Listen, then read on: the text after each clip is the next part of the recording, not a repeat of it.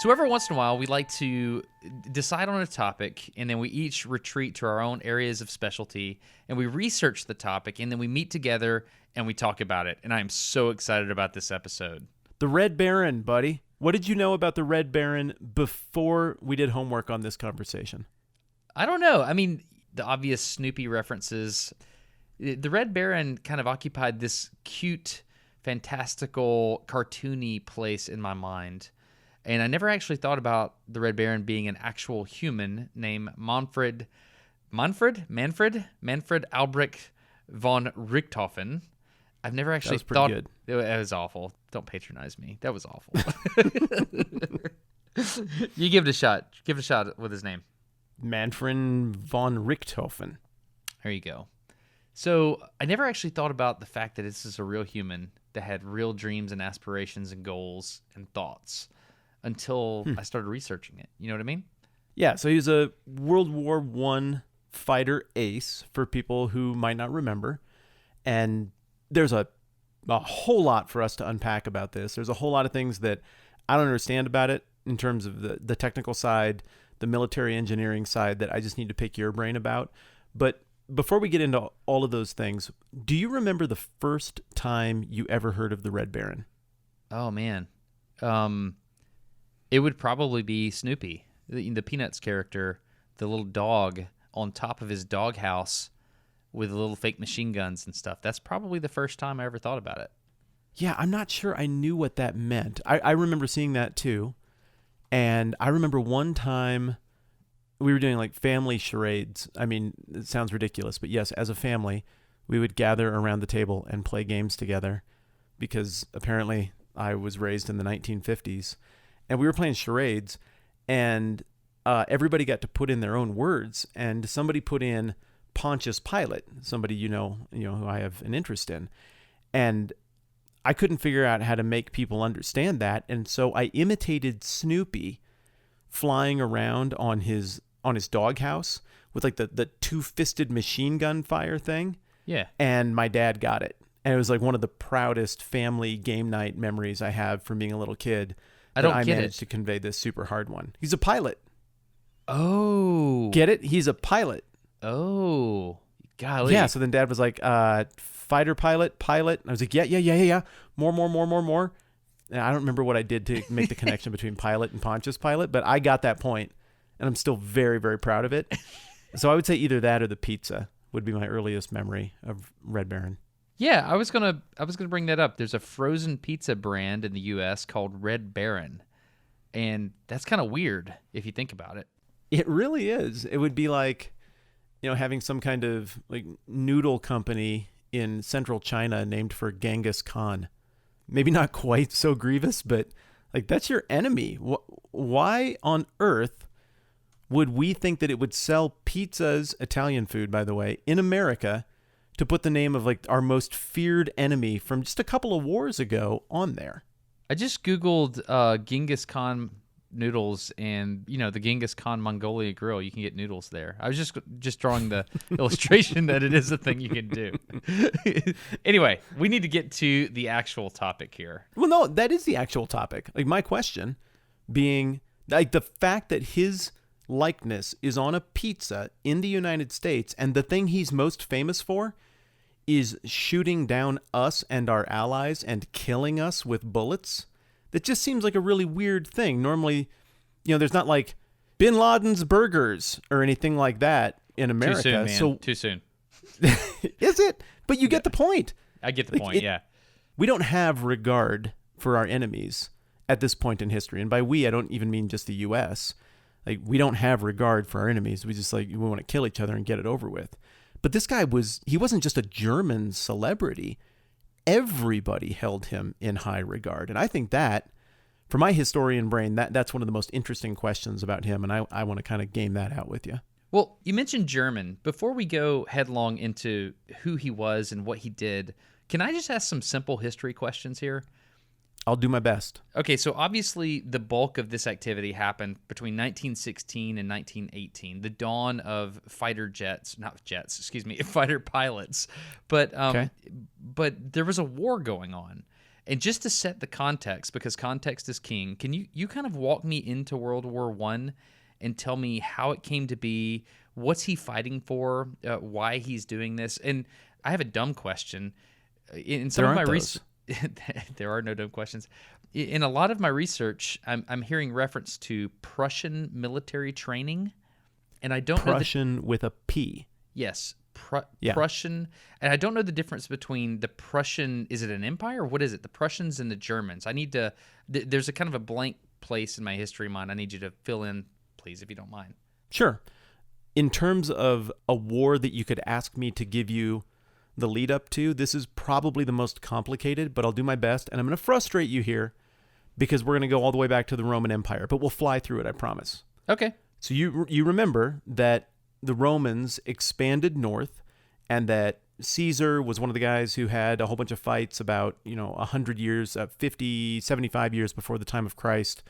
Julius Caesar kind of subjugated the Romans, or the Alemanni tribes. And remember, Alemann is how you say Germany. Oh, that's how you say German people in Spanish. In Spanish, mm-hmm. Yeah. Huh. They're the Alemanni. So the Italian influence gets inflicted on Germany early on, but then Christianity replaces a lot of the pagan religions in Rome, and so gradually Germany is kind of Christianized in the orbit of Rome. Now we're getting into like the middle of the first millennium. Well, Europe evolves in kind of a weird way where you've got kind of a big power in England that becomes a bigger deal around the turn of the millennium. You've got a mega power in France that's a really big deal in the first millennium. And then you've got the leftovers of Rome that is kind of split between Italy and the Eastern Mediterranean world. And Germany kind of falls in the middle for the first several hundred years. But then a lot of these little German kingdoms come to major prominence after a couple of dynasties that are sort of French, sort of German, have some things, for the sake of time, bounce the right way. And in 800 AD, Charles the Great, Charles Magnus Charlemagne, is crowned emperor of the newly founded Holy Roman Empire. But it's basically a German empire. So you can see why this gets tricky. Like, what is the legacy of Rome, right? Is Rome Italy, or is Rome Germany and the Holy Roman Empire? So there's some identity questions that evolve out of this, and it's about 200 years and change after the founding of the Holy Roman Empire that the Crusades get started. You remember what the Crusades are, right? Oh, yeah. The high point in Christian history. Got it. Yeah. Well, don't forget the Salem witch trials. I mean... Oh, that was good too, yeah. If we're bringing up our best days, those are two winners. So, the Crusades, I mean, a couple hundred years worth of intermittent warfare between mostly the Franks and the Levant, the Muslims in what we call modern day Israel, Palestine, whatever. And so during that time, you have got these armed pilgrims from Germany who go to escort crusaders down to have safe passage to go and fight their wars against the Muslims. Wait a second. And if they're armed pilgrims, they sound a lot like soldiers. Yeah, and yet the dominant definition of the Crusades is armed pilgrimage. Okay. So, and the Crusades they're a lot more complicated than just Europe was mean and the Muslims were nice and it wasn't fair. This has got multiple layers of intrigue, and we'll have to do a whole other episode on the Crusades some other time. But what's like the two or three biggest things you remember about the Crusades? The movie Kingdom of Heaven. Okay, and what did the warriors wear in the movie Kingdom of Heaven? Chainmail. What their outfits look like, color-wise? Blue. Blue. And I really thought that you would go right to the white outfit with the red cross. Okay, yeah, that's the England.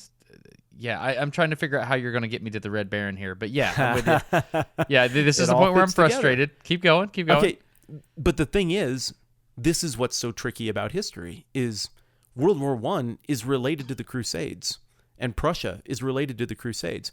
Well, there were three different groups of knights that you've probably heard of at one point or another who were operatives between Europe and the Eastern Mediterranean world during the Crusades. You've heard of the Knights Templar, right? Yep. Okay. And they were largely headquartered in France, but, covered more. The Knights Hospitaller were knights that kind of took care of hospital services for injured warriors. Yeah, I've heard of those. Yeah, and then Teutonic Knights are not necessarily an order, but they participated in the Crusades. There was overlap between these different militaristic Christian orders, and these Teutonic Knights are German knights. And so late in the Crusades, there's this Teutonic kingdom. All of this power and wealth gets accumulated from crusading, and these knight orders have tremendous power.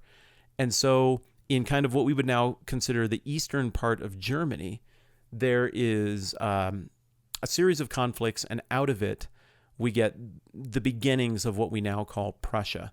Prussia picks a fight with a couple of groups that they think are kind of oppressing them in terms of economics and so forth. And the long story short is, by the time we get into the 16th century, Prussia is very significant. So And they have their own identity. Like they have the Prussians. There is a group of people that would say we are Prussian. Absolutely. And in terms of culture, it would look very German to you or I. Okay. But you've traveled around Germany a lot. I have. German culture is diverse. Yes. It's not as simple as, oh, well, they're all just Germans with their lederhosen and their tall mountains and all of that kind of stuff. I mean, there's all kinds of different expressions. Yeah, that's Bavaria. You're talking about Bavaria. You're not talking about... Very good. Yeah, exactly. And so I'm cutting some stuff out here for the sake of time. Let me put it this way. So Prussia is a major player because they sit right in the middle between Germany and the Holy Roman Empire, call it the Holy Roman Empire still, and Russia, and Poland kind of fits in there as well. So there are really these 5 states that come and go in terms of dominance: Russia, Poland, Austria-Hungary, Prussia, and the Holy Roman Empire, or what we would later call Germany. And they're all jockeying for position and power, and the result is that Prussia really swells during the 1700s. And as Americans, we just don't learn this history because that's when we're focused on our revolution and the founding of our country. And Germany, I don't know, some stuff was happening there or whatever. But these politics were wildly interwoven, and Prussian and German politics were wildly interwoven with British politics. Because remember, King George III, from whom we rebelled, he was a Hanover king of the Hanover dynasty, and that's German. So Prussia is something that we kind of tend to forget exists. But as you get into the 1800s, Prussia is this proud people group that covers a huge chunk of northeastern Europe. And these, I'm looking at the map here, and it's covering the area. So I see kind of the south and parts of the west of what I would call Germany today. But I've got Poland in there. Mm-hmm. And I even have fingers that go up into what looks like Russia. Yep. Modern day Latvia, Lithuania, I think, were under Prussian influence. Parts of stuff under Prussian control reached as far as modern day France, Belgium. It was huge. Oh, wow. I'm pulling up a map here that says German colonies and protectorates in 1914. I've got stuff in Africa. I've got stuff way over there in Oceania. Namibia. Mm-hmm. Yeah, exactly. Oh, this is interesting. Even on the south side of Lake Victoria there. Interesting. In Africa. Yeah, well, and right there, you're getting into the whole equation. I mean, put a pin in that map. So Germany goes through a reunification process about the same time that we're doing the American Civil War, just a little bit later. Maybe you've heard of Otto von Bismarck. He's a central character in that. And effectively, what gets established is a conglomerate of 7 or 8 kingdoms of varying sizes, a bunch of little duchies, all kinds of these leftover medieval mini-states, all the way up to mega kingdoms. They get lumped together into what's called the German Empire. And Wilhelm I is the guy in charge of that.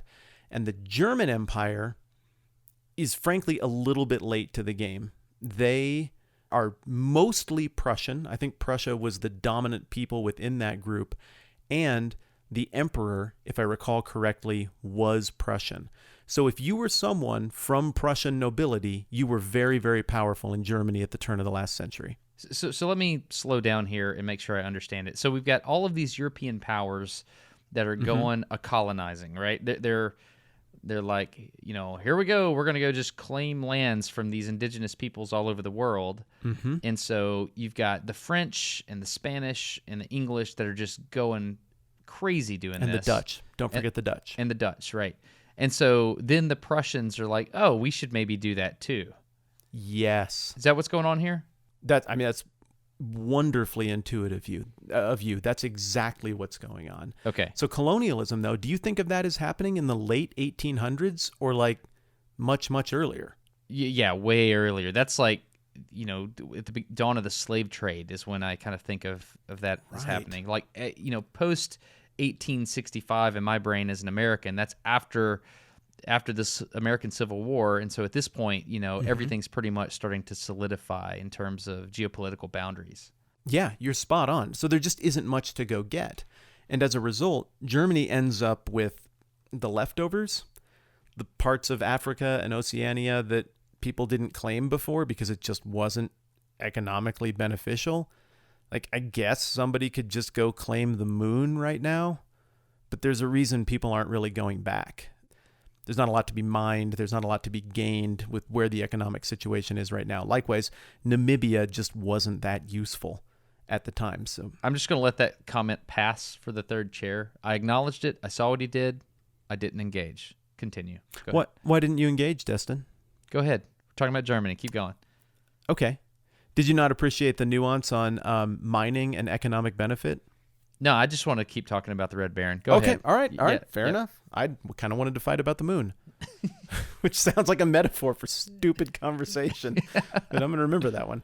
Yeah. So Prussia, being the dominant character in this new German empire, to me, as I look back on it, and this is an outsider looking in, maybe I'm not being fair, maybe they're going to be Prussians screaming from the third chair, but to me, it looks like it's a little bit anachronistic. It looks like they got in on the game way late, kind of as fashions were changing. Because remember, all the liberal revolutions had started happening in the mid-1800s. The Latin American revolutions, all the liberal Western stuff, it's happening. And now, Karl Marx has come and gone. And so now we're starting to get into the beginnings of the communist revolutions, the socialist revolutions. And here, Germany and, mostly Prussia are being like, no, let's do stuff that we were doing 200 years ago. We got dealt a bad hand on this whole colonialism thing. We're one of the ancient powers of Europe, and we're sick of being dealt out of this thing. We're the Holy Roman Empire. We want back in. We just happen to have like a couple of down years right when colonialism happened. And so now it looks like we're not as big a deal as we actually are. This is an era where nationalism was huge. National pride was huge. And I don't think it's a stretch for me to characterize that as being part of the motivation that went into the German reunification and the big push out into late German colonialism. Is that helpful? Yep, got it. So get me from there to World War I. How do we start digging trenches and shooting at each other? Okay. I know it had something to do with an attempted assassination. Some guy tried to kill himself after he did the assassination, but he ended up like vomiting in a ditch at the bottom of a bridge. I know That's very good. Yeah, this kind of stuff. Have we talked about that before? No. That was my 8th grade history teacher. That's a Coach high Cochrane. five to your 8th grade history teacher. He's a coach, and he got no, that? That wasn't 8th grade. That was 9th grade. 9th grade, Coach Cochrane, or maybe 10th grade, Coach Cochrane. Yeah, he taught me that. Tom Cochrane knows what he's doing. I'm impressed. Coach was his first name Tom? No, it wasn't Tom Cochrane. It's a good guess. Anyway. He's also the lead singer of the Red Riders. Here's what I got for you. The first thing to understand is that colonial pressure. The second thing to understand is that Europe had been bickering and fighting and engaged in these little micro wars for centuries. I mean, you're talking hundreds and hundreds of years of this duke fights with that duke, and we're going to have a spring campaign season. Oh no, this bled over into a 2-year war, a 10-year war. But the boundaries of Europe have been redrawn so many times at this point that it's almost just an expectation that when your team gains some power, you try to make some moves and make some claims. And so what you have is this impulse that's starting to come over the modern world at the turn of the century that says we just can't do this forever. We can't just keep having wars forever where we redraw the lines. And so that was a particularly popular impulse amongst those countries who had really favorable lines. Do you remember the episode of The Office where Michael Scott played basketball? No, I don't. With his, it's like the first season, and he makes some deal where whoever loses has to come into work on Saturday. And so knowing that he's up by a couple of points, the game gets ugly. He's like, you know what? Just forget it. We're just going to have to be done. Just whoever's ahead, I guess they'll just be the winner. What's the score? Oh, we're the winner? I think I've told you this before, but whatever the case. Like, that's kind of where Britain is and some of the other teams that are doing really well. All the teams that aren't doing well would just like to have maybe like one more war. Maybe we could just run it one more time and then wherever it shakes out. And so what happens is there is this assassination attempt. There's been trouble in the Balkans, Bosnia, Serbia. I mean, that stuff has been an issue in our lifetime even. That's kind of an ethnic or rather religious clash point between the East and the West, and leftover stuff going all the way back to the Crusades. And the Archduke of the Austro-Hungarian Empire, Franz Ferdinand, he's kind of an oddball because he doesn't really fit into this whole let's have lots of wars and fight thing. Like, he wanted to marry somebody he wasn't supposed to marry. And so kind of liberal, modern-minded people really liked him, but old world, we want to fight people like the emperor of the Austro-Hungarian Empire really weren't crazy about him. Well, this Gavrilo Princeps guy, he's a part of an organization called the Black Hand, which I think is just awesome. And if you're gonna create an organization that starts a world war, I mean, why would you name it anything other than that? I would use skulls on the uniform. Oh, that's strong too. Yeah. You sound like one of those Ivy League, let's go to an island and burn candles and wear robes kind of things. But yeah, it's good too. So they planned this assassination. It's just an amazing story that maybe we could do a whole episode on that someday. It's weird, it's clumsy, it's poorly executed, but after a whole lot of tries, the Archduke is killed. And then what happens is you get the weirdest month of politics in the 20th century. The Serbians are pals with the Russians. The Austro-Hungarians would like to just put a boot on this whole stupid Balkan issue that they've had nipping at their heels to the south for a long time, and this gives them an excuse. But Austria knows that if they just go and attack and crush Serbia, there's a really good chance that they're going to wake this giant sleeping bear to the east. So rather than just going and killing Serbia, Austria-Hungary goes and talks with the German Empire. We call them Germany, but it really was the German Empire, to make sure that Germany would come in on their side and protect them if Russia came in on Serbia's side. And so you've got a month where everybody's kind of getting ready to go to war. And ultimately, after really something that could have been averted even with faster mail service, Austria finally pulls the trigger, declares war, and things go crazy. And pretty soon Britain comes in and France comes in, and within a month, just everybody's at war. Something we thought would be small turns out to be gigantic. And, well, now we're at it. That's how we got in. Speaking of airplanes, you've been on those a lot lately, buddy. Dude, I've been all over, man. All over. So how many flights have you been on in your last 60 days? Oh, goodness gracious. I don't know. There was one moment when we flew to Central America, back to Atlanta. We met Trent in the airport. Did I tell you this happened? Yeah, I think you did. Yeah, met Trent in the airport, and we're like, hey, here's our kids. We're going to Argentina. And Trent's like, I just don't know how to say this, man, but I've never, baby. Yeah, got it. Here's the kids. You'll be fine. Just tap into your nurturing maternal side. It's going to work.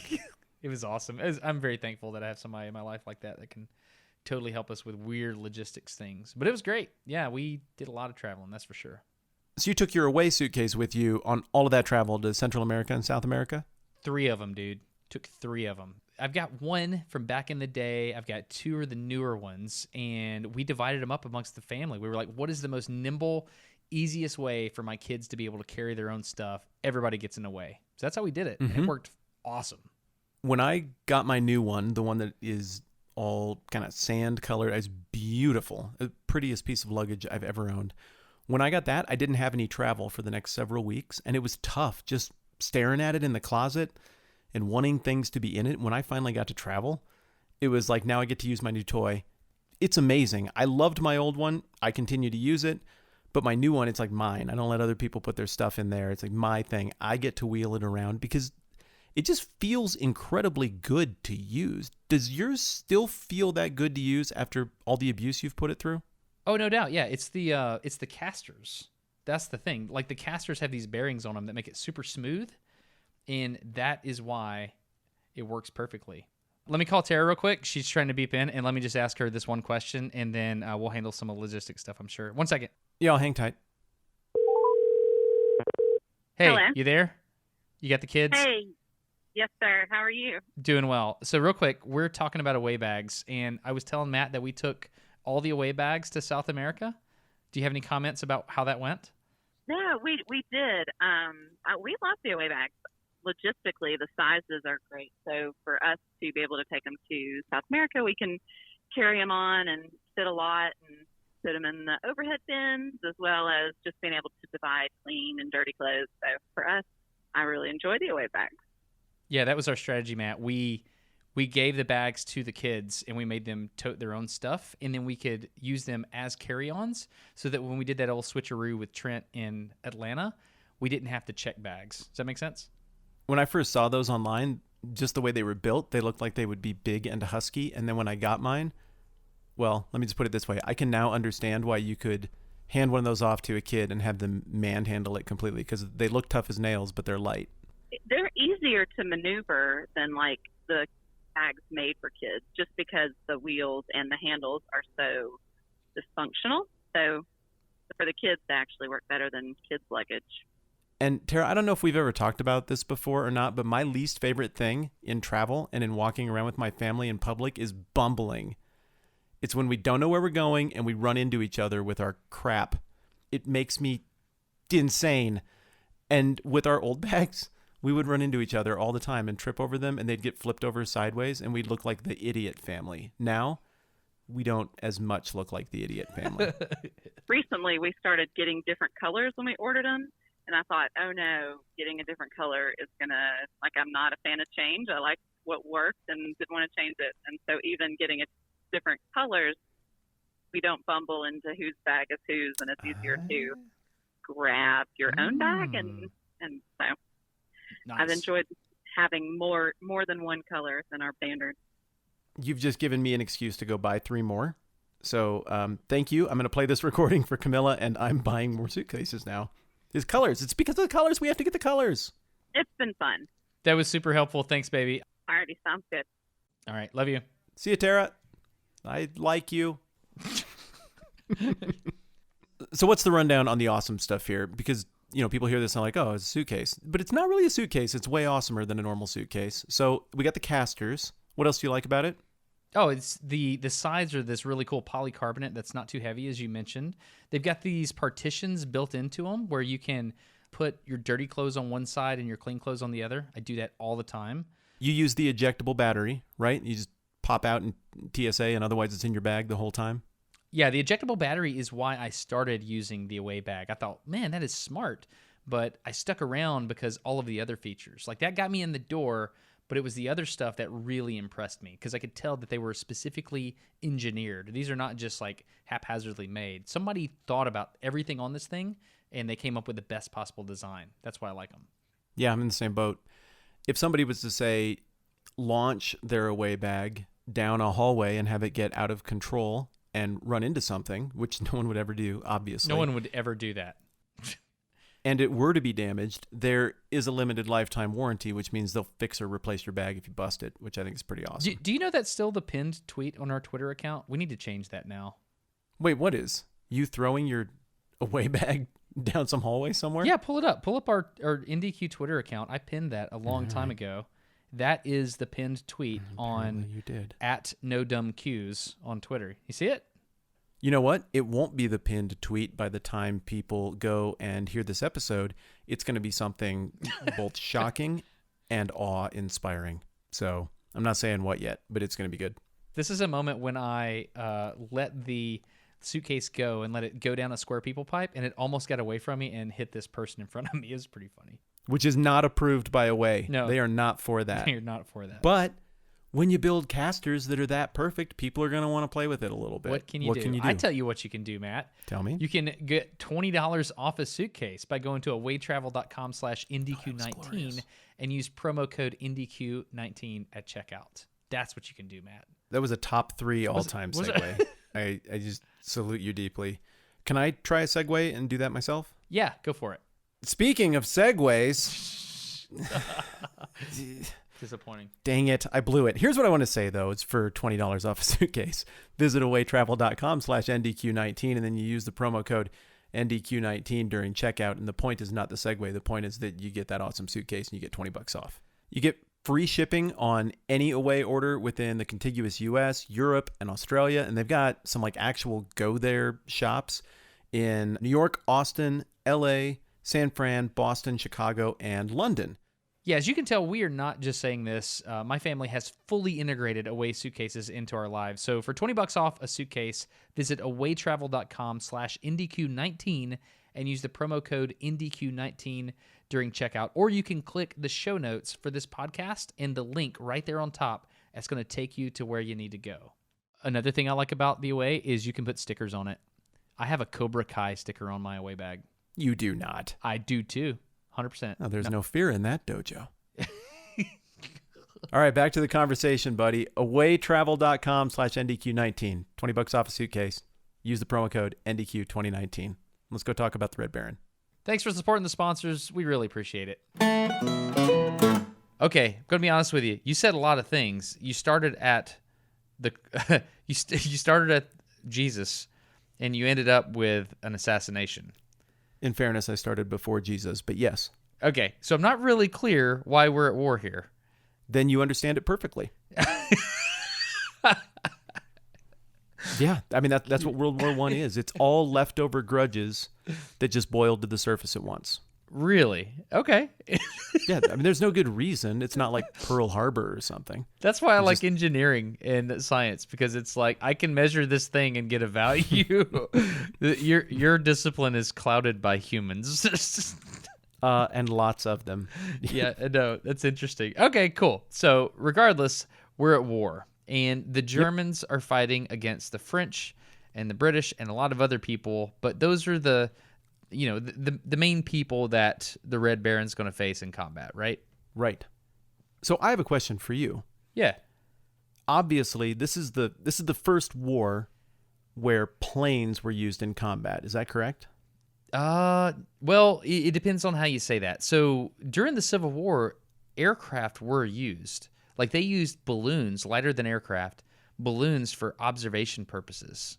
So I don't know that it's fair to say that it's the first one that, aircraft were used. I guess if you were to say planes. I don't think I said aircraft. Did I say planes? I thought I said planes. You said planes. Okay. But I mean, in my head, it's like people in the air. That's all in the same category.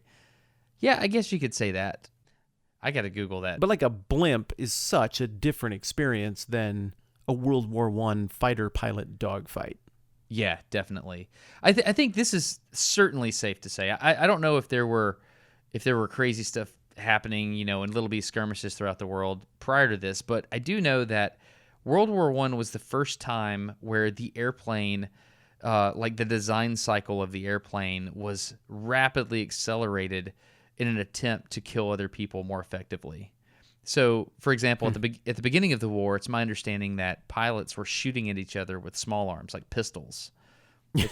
Okay. And they were dropping little bombs out of their airplanes, like onto the trenches and stuff. They're like, oh, okay. I'd heard that wasn't even authorized, that somebody was just like, hey, this might work, and just did it. Oh, it would. I mean, obviously that's what you do, right? I mean, we go back to caveman times where you just throw rocks at each other really hard, right? So, right. I mean, I'm just going to drop a rock from really high and hope it hits somebody on the head, except this rock explodes. I mean, it's pretty primitive stuff if you think about it. When you put it that way. But what got really crazy really fast is people that went up and fought against other fighter pilots, the whole concept of being a fighter pilot that just started at this point in time. They would go up and they would fight, and the ones that would come back would survive, and they would tell the people that they were training what they learned.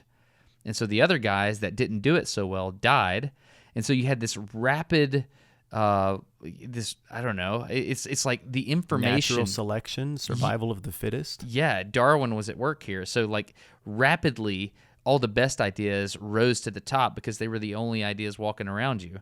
The other ones were dead. Oh, yeah. So it's really interesting that all these techniques, tactics, and procedures that these people would employ, I mean, it was just this huge information loop, and the bad ideas got, they literally crashed and burned pretty quick.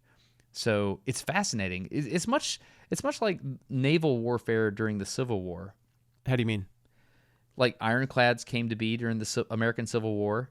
We had the Hunley, which was a submarine that was created there. There was also one made during the American Revolution, but that's a different story. But I don't know. There was this rapid acceleration in naval technology during the American Civil War, but the same thing was happening with aviation in World War One. And I don't know. There's this shadow war that always happens in any war, and it's the war between the engineers. It's the technology that's not happening right there on the development's not happening on the front line. Sometimes it is, but you've got these engineers back at a rear position, and they're analyzing the data that's being brought to them from the front, and they're trying to figure out, well, what can we do to counter that, or how can we be more effective offensively? And this shadow war is an interesting thing that's happened for millennia. That has to come up more as we talk about this, because as I've read about the rise and fall of the different teams in these aerial combat scenarios, it has a lot to do with the successes or failures or good decisions or misjudgments of some anonymous engineer back home. Right, exactly. So how do you want to do this? Do you want to just talk about the aircraft that were being used? Yeah, I think we should. That's what I want to know more about from you, is just how big is the evolution between whatever that was that flew for a few feet at Kitty Hawk to this first iteration of biplanes that are flying around and fighting in World War I. What's interesting is the guy that designed the aircraft that the Red Baron is most famous for, the guy that designed that aircraft first saw a demonstration of the Wright brothers. The Wright brothers were flying, where he saw it, and he was like, holy cow, that's amazing. And then he started designing aircraft. Like, that's how close we are to, hey, we can fly. You know what we should do? Kill people with it. It's kind of scary, right? It's incredible how quickly we leap to that every time we think of something new and cool. The internet's like that now, right? Hey, we can control information all over the world, or we can monitor information all over the world. You know what we should do? Manipulate other governments with it. Hey, check it out. We could use this to share all the knowledge of human history, or put our favorite actors into pornos. Yeah. I mean, basically that. Well, no, I mean, you did two different things there. You made the jump into deep fakes there, but I think the more interesting thing is we could share all truthful knowledge with the entirety of the human race, or we can create strategic misinformation in order to confuse our enemy. Yeah. What's a deep fake? Yeah. It's weird. It's exactly that. So the Kitty Hawk flight, the first one was 05, 04, something like that. I don't actually know the year. I don't know the year. It was. I'm sure it was after the turn of the century. I couldn't tell you the exact year. But that means that what we're talking about here is technology that had evolved. 1903. 03. 1903. Yep. Okay, so what that means is that we're talking about technology here that effectively had evolved for 15, 14 years, 13 years at the beginning of the Red Baron's career. So what is some technology that got invented 13 years ago? What was being invented in the mid-2000s that we could liken this to? When was Wikipedia started? That's a pretty good example, but that's a platform. That's not the cell phone. Whole new technology. The cell phone, for example, or the smartphone had not been invented. The iPhone had not come out yet. Yeah. That was about 05, 06 that the first... I mean, BlackBerries were kind of the smartphone of that day. Right. But even then, cell phones had been a thing since the 70s. Yeah, but the smartphone was a very different thing. And I would say, like, the cell phone would be equivalent to the hot air balloon or the lighter than air balloon, and then the smartphone would be equivalent to the aircraft, the fixed wing airplane. So yeah, the concept existed, but it went to a whole new level. Yeah, and where the difference exists in this analogy is that if we go with cell phones, in these 16 years or whatever, we've run out of new things to put on them, and now we try to make them so that they fold. I mean, we don't have any new ideas. Whereas planes, there's obviously a bazillion miles of growth in the field of flight still ahead of us in 1916. Yeah, so I want to talk about just warfare in general then. So you had these opposing sides that went and they fought each other, and then they got to this point where there was this stalemate, right? We had trench warfare going on, and then we got to some point where you had these huge nations fighting against each other, and they basically drew a line in the sand, and they're like, that's no man's land. You can't push beyond that. We're going to put all of our military might at this point, and that's just the way it is. And so no one had any strategy for victory, by the way. Did they not? The leading generals on both sides, history has demonstrated there was no reasonable strategy for victory. It was just bed down, and I don't know what we're going to do. At some point, I guess this will end. It really broke. It hit that perfect technological, strategic stalemate. And so the flight thing was very well timed to try to disrupt that. Well, there's one moment that happened that changed everything, and that's called the Fokker Scare or the Fokker Scourge, and that was the moment when the Germans developed a specific mechanism, an interrupting gear, so that a machine gun that was collimated or co-aligned with the aircraft itself, you could interrupt the firing of the machine gun so that it didn't hit the propeller that was traversing right in front of the pilot's face. Because before that... What did they do prior to that? I mean, you could have machine guns off to the sides, but you had issues like parallax and things of that nature. If I'm not mistaken, I want to make sure that's right. Because I thought I had seen somewhere that the first iteration of the front-mounted machine guns on biplanes was actually carried out by just metal plating the propellers and just accepting that you're going to shoot them sometimes. Yes, there was a specific French aircraft that went down behind the German lines, and then they went and found it. This guy name was Roland Garros. He landed behind German lines, and he tried to burn his airplane up, but he had these deflectors built onto the propeller to try to keep the propeller from getting damaged. He could fire more accurately because he knew where his bullets were going. Anyway, he tried to burn this thing. The Germans went and saw it, and they're like, wait a second. So if we align it with the aircraft, and so they came up with this other clever method to try to just not shoot the propeller, which was more intelligent. It was called the synchronization gear.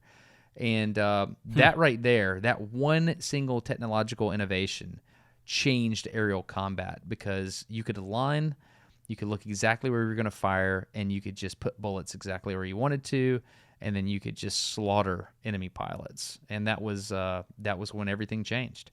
Did these biplanes have tail gunners? Was it in Indiana Jones where they're in a plane like this and the tail gunner shoots their own rudder? Maybe it was some other movie, but are we talking about World War I era, or is the tail gunner thing a little later on? They actually did have, they called them spotters, and they did have tail gunners. There were actually aces in the war that were not pilots.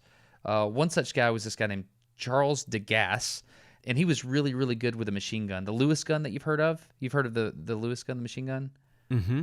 Yeah, so he was really good with that, and he was a tail gunner, I guess you would call it. He was sitting in the back seat of British aircraft, and the pilot would just go around and engage, and then he would just take people out as they would sneak up behind them and stuff like that. So the term ace, did you read up on this?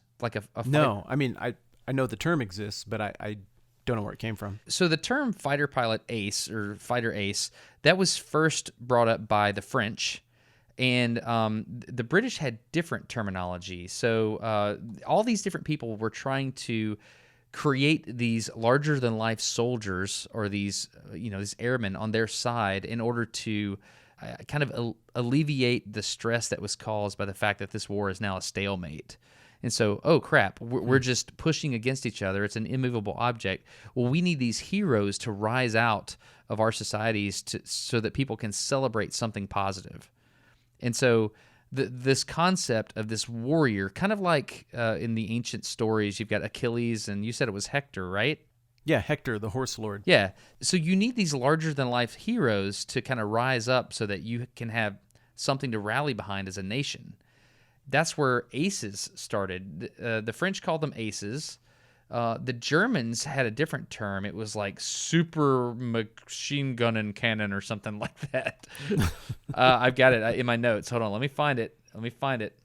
No, I bet that was it. Cannon. Yeah, here it is. Oberkanonen, which roughly translates to top guns. So the Germans called them Oberkanonen, whereas the British called them star turns, which was something to do with show business. I have no idea what that means. Anyway, long story short, all these different societies were starting to celebrate these better than normal fighter pilots on their sides. And around that time, did you read up on the Red Barons, like the guy that trained him? Basically his Yeah. What was his name again? What was that guy's name? Boelcke? I'm going to remember. You're close. It starts with a B. Boelcke. Boelcke. Oh, you've got it Yeah, there? Oswald Boelcke. And so basically this guy was one of the first aces. It's my understanding that I'm just going to keep calling him the Red Baron, but what should we say? Manfred Richthofen? What are we going to call him? We need to. I think we call him Richthofen. Richthofen. Okay, so Richthofen was like early on in life. His parents sent him to a military school at 11 years old. Right, which would make sense for Prussian nobility. Really? That does make sense? Yeah, I mean that's what you do. I mean he's a mid-ranking Prussian noble. He has to go to fancy school and learn how to be an officer. I think he went to cavalry school, didn't he? That's what he was trained for. Yep. So he did that for a while, but then when everything hit a stalemate, it's like, well, what do we do? We're not going to go gallivanting over the countryside commanding troops because we're all just sitting right here in this trench. Now what do we do? I know, let's lay telegraph cable and stupid stuff like that he didn't want to do. Right. And then at some point he transferred to, I don't know if they were called the Bundeswehr at that moment in time, which was the German Air Force. That's what they're called nowadays. I don't know what they're called now. I don't know what they were called back then. But he transferred, and he met this guy. He met Boelcke. God, I wish I knew how to say his name. I don't know. It sounds pretty good to me. He met this dude, and they kind of hit it off. And this guy recruited him to be a pilot. And it didn't go well at first. It's my understanding that when he first soloed in an airplane, understand, we're talking 1915. Like, he's going to build this entire persona as this famous guy in a very short amount of time. Like, the first time he soloed, he crashed the plane on landing. Wow. And then after that, he went up in a plane. He was on patrol over France, is my understanding, and he saw a plane, and he went down and he shot it. And that was his first combat kill. If I understand correctly, that was his first few kills were all observation planes that really weren't equipped to deal with a fighter, even an amateur or rookie fighter. It makes sense. Yeah, but I mean that's why, for the longest time the University of Nebraska would schedule the opening game of their season against like Pacific or Medford Middle School. Because, I mean, hey, you pick off an easy opponent, you get used to what it's like to be under that pressure and in that environment, and then you're ready when the schedule gets tougher. So, I'm not going to fault him for it. Bama used to do that, but now it's a little different. Recently, our football schedule has been, like, pretty difficult early on. You play in the SEC. Yeah, but, I mean, it's not that bad this year. We're playing Duke, but in the past, we've played some pretty serious teams early on. If you guys lose to Duke, people are going to play that clip back to you until the end of time. They will. That's the way that works. Anyway, So he gets his first kill, and I don't know, it's almost like the first taste of blood, right? What do you mean by that? Well, I mean, it's like the movies of a warrior in battle. Like, he's unsure of himself, doesn't know what to do, and then the first time he does something positive to help the home team, he gets this new wave of energy. He's like, oh, I'm a contributing warrior. Now I can swing the sword with confidence. Okay. Yeah, I don't know. I cannot disagree with what you just said. I also have to think there's some kind of threshold that you break through. Like, it's hard to get up in front of people and give your first speech, right? And then you do it, and now it's kind of normalized. I think that shedding human blood and taking another life is also one of those barriers for people, where it's just an absolutely unfathomable thing until somebody does it. And whether the circumstances are noble or less noble, I still have to think that what you see in all the movies where it's like, what was your first kill? And everybody remembers it. I have to think that's accurate. I have to think that getting past that first moment where you take someone else's life was pretty transformative for him. In candid conversations with people who have been in battle, that rings true. One guy in particular was telling me about something that was happening one time, and he said they were in an area, and all of a sudden these people started shooting at him, and he said you could hear the bullets flying by, and he said one of his buddies turns to him and goes, "They're shooting at us." He said, like, that guy still didn't get it, right? Right. They're shooting at us. And he said, I turned to him, looked at him, and said, "Yeah, they are. You should shoot back." Yeah. And so one thing reading about all this, it kind of feels like, you're training pilots through the war, right? Mm-hmm. And as they're getting shot down, you're having to train new people. And if you think about it, these people that are more experienced, survival of the fittest, they're going to know all the tricks, and these youngsters aren't. So the majority of these people that show up on the battlefield in an airplane, they're fresh. They don't know what's going on. They're just trying to figure out how to navigate using a compass. They're figuring this kind of stuff out, whereas that is the furthest thing from these aces' minds, right? They know the aircraft like an extension of their body. They know what they're doing. They're focused on the precise tactics. If I align myself with the sun and I come down on these people, I'm going to kill them every time. Did you get to the point in your research where you discovered the Dicta Boelcke? Yes. Yeah, and then eventually the second Dicta, the one that was formed by Richthofen after Boelcke was killed in combat. Okay, so I don't know the second one. So let me can I just read through the first Dicta? Yeah, please. So this was an attempt by the German Air Forces, or whatever you wanted to call them at this point in time. This was an attempt to codify or codify. How do you say that word? Either one works. Okay, to codify what they were learning as fighter pilots, because they recognized, hey, snap, we've got to train people.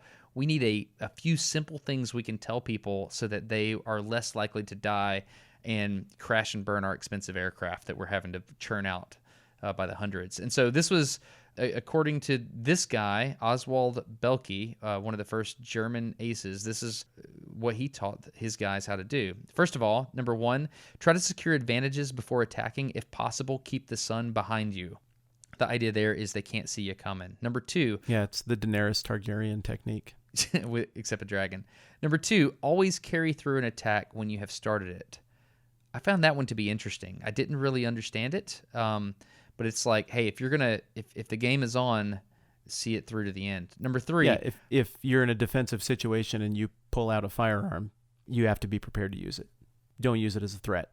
I think it's more than that. I think if you're on the retreat, I think you're exposed. I think that's also a contributing a factor there. Number three, fire only at close range and only when your opponent is properly in your sights. The idea there is don't waste ammo. Yep. Wait until you see the whites of their eyes, boys. Number four, always keep your eye on your opponent and never let yourself be deceived by ruses.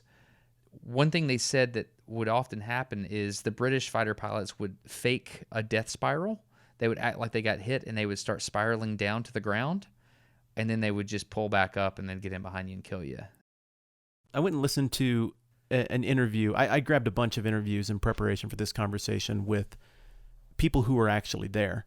I watched an interview with a guy who flew with Richthofen. He was a part of Richthofen's squad. Like you heard he was doing an interview?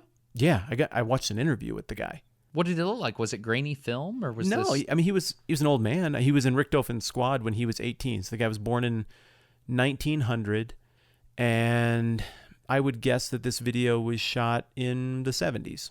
So Richthofen would have been like 22, right? No, in 1918 he would have been 25. He died at 25, I believe. Yeah. Yeah, he died in 1918, right? Mm-hmm. April of 1918. So I watched this interview with the German guy, and it's all translated, and I don't do well at German, but he was describing some of this dictum, some of these rules of engagement, and he was describing how with each new iteration of enemy technology, we knew there'd be a weak spot, and we just have to figure it out. And he was basically affirming what you're saying, that whoever lived would be able to come back and say, this is how we get them.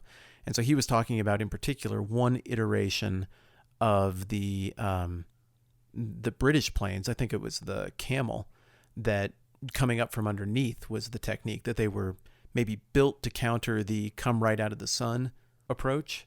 And so the soft underbelly became what they went after. So it was interesting to listen to him describe the evolution of this dictum that I guess consistently changed as the technology they were fighting against changed. Yeah. Number 5, in any form of attack is essential to assail your enemy from behind.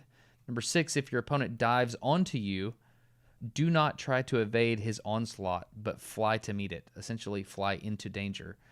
Number 7, when over the enemy's lines, never forget your own line of retreat. That was a factor, too, if you were fighting over your own troops on the ground or the enemy's troops. And number 8, for the staffel, or squadron, attack on principle in groups of 4 or 6.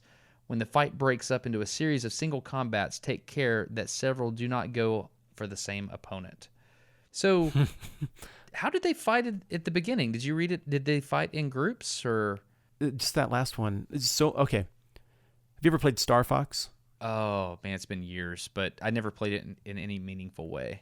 Okay, on the Nintendo 64, there are multiple multiplayer versions that you can play, and I'm good at that game, man. Like that's as much as I've ever really wanted to just master control of something, because I just love the dogfight aspect. That's perhaps the least humble statement I've ever heard you say. I'm good at Star Fox. Let me put it this way. If Lucifer, Lord of Darkness, appeared to me out in some holler out in the country somewhere and was like, hey, right, I'll bet you your soul versus this Nintendo 64 of gold on any challenge you choose, I would choose multiplayer Star Fox 64, and I would have a Nintendo 64 made of gold. And then really? The devil would disappear in a puff of smoke and fiddle music. Yeah, that's exactly what would happen, because I'm better than him at Star Fox 64. But the thing that's interesting is, as you play it, all of these rules make perfect sense when you're playing with teammates against enemies, or when you're doing like a thing where you engage a whole bunch of drones and you're trying to shoot them all down quickly.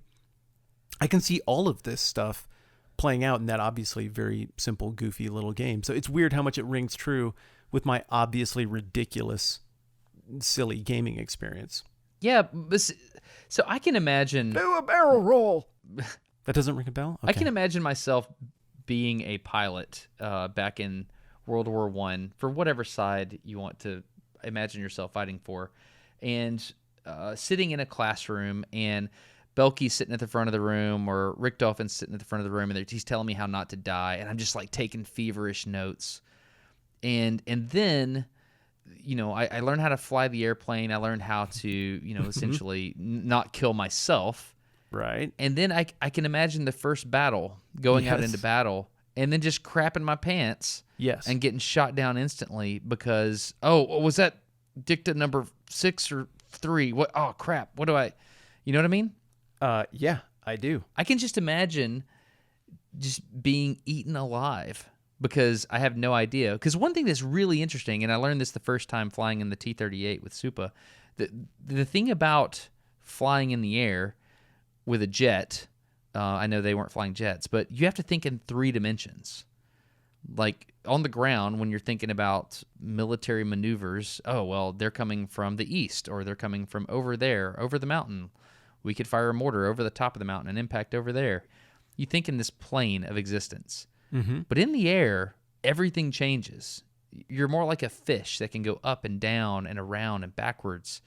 And you have things that you can use to your advantage, like airspeed and potential energy, and you can nose down and go into a dive. Yeah, it's not as simple as what Ender figured out when he cracked the code for how to win the game, but no, it's halfway there, because gravity's still in play.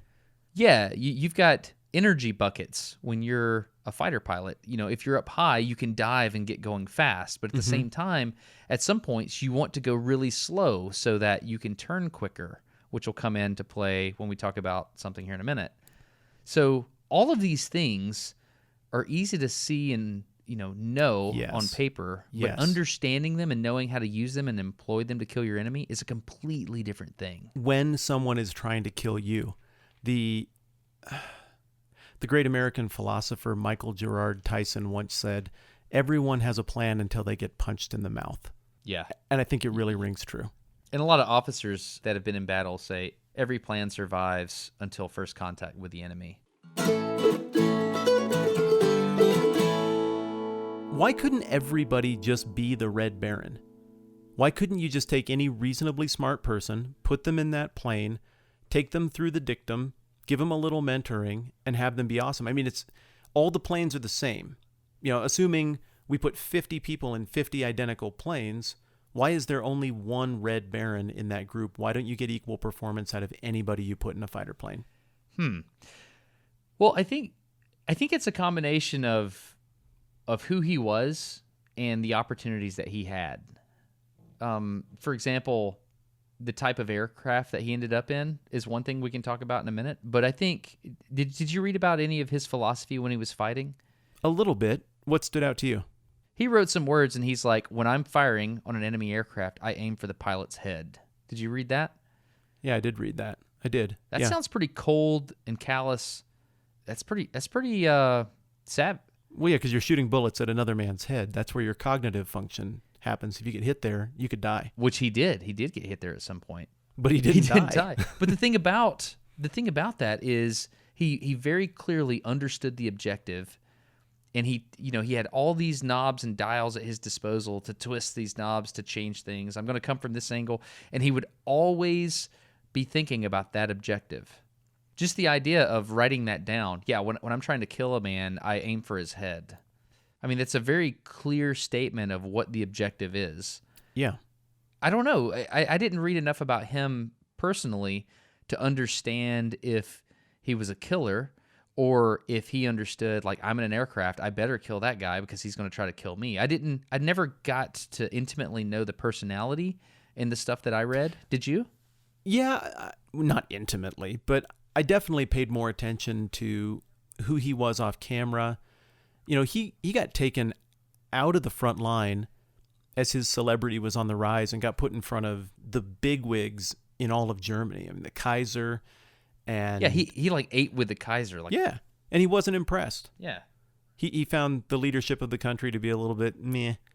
The Empress, apparently, he was charmed by her a little bit.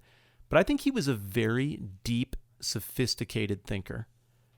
I got the impression that he was very philosophically minded and that he was frustrated and bored and did not easily suffer people who did not think about what they were doing. So to me, I guess the mind that I see there is not the ruthless Dolph Lundgren style jackboot Nazi, that is anachronistic in this case. I picture a refined gentleman with a liberal upbringing who was pretty modern-minded for the time and understood this is what could break the deadlock. This is my role in the whole thing.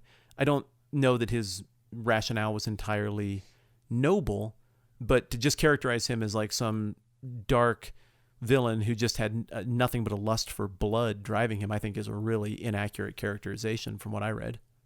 I really appreciate the words he wrote about I'm shooting for the head. And the reason I appreciated that is because... Oh, Avengers. No. Oh. The reason I appreciated that is because it kind of shows you that he understood what the goal is. Everything I do in this cockpit should be focused on putting bullets through that man's head. I know that sounds savage, but... It sounds awfully savage. But it's a very clear understanding of what the goal is. Anything I'm doing that is contrary to that one goal is dangerous. It's not productive towards what my role is in this aircraft. And while big picture, I'm really resonating with what you're saying, I would like to spend my offend everyone token right now on, I feel enormous sympathy for him and all of those other 50 kids, 60 from his squadron who died, for being put in this situation by people who just wanted to redraw some red lines. These conflicts sound ridiculous after the fact. Ridiculous. They do.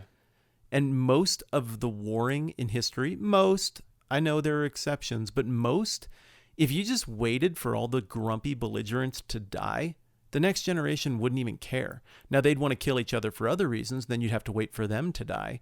But if you just put we're just going to put a mandatory waiting period on killing each other, most war wouldn't happen because stuff kind of blows over. Not everything, but most stuff kind of blows over. And World War I was completely unnecessary. You put all these kids in trenches, you put chemicals on them, you have their bodies hanging out there in barbed wire. They didn't want that to... They didn't care about any of this stuff. You used filthy propaganda to rope them into this kind of thing. I've got a wax cylinder record player with some old propaganda music from the army. There's one song that is like, it's written to mothers, and it's about how you raised up a boy for us once for America, and we sent him off and he died, and now we need another. Have more kids. Are you serious? Ugh. It exists. I'll play it for you. It's enormously frustrating to me, especially looking at the history of the 20th century, that a handful of bloodthirsty idiots who did not want to shed their own blood, mind you, were happy to employ children, 18 to 25 years old, in the pursuit of overwhelmingly needless warfare. And so I'm really with you. You got to admire somebody who understands the point.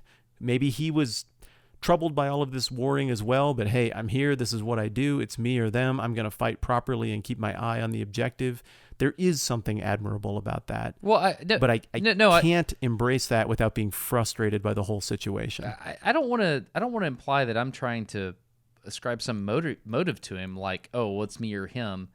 All I'm saying is, whatever his motivations were, he understood the objective, and he understood how to accomplish that, and that he should be singularly focused on that objective. Whatever your objective is, whether it's to provide food and clothing for the needy, whether it's to whatever. I mean, Hitler had a very clear objective, and he was very effective at focusing on that objective. And it doesn't make it right, doesn't make it good, but I can recognize that there is something about a person that is driven to accomplish an objective. I don't know why that works. And what I'm trying to say is that singleness of heart. He had that singleness quality. Of mind. Whatever that quality is, whether it be right or wrong, he had it, is what I'm trying to say. Yeah. And my friend, to be crystal clear, I was totally tracking with you on that. And my words of frustration about just what seems like an endless parade of 20th century killing, that's in no way directed at you. I was not suggesting that that's something you give an enthusiastic thumbs up to. I know better. Oh, yeah. We're on the same page. I don't know what to... It sticks in my craw, man. Yeah, I get it.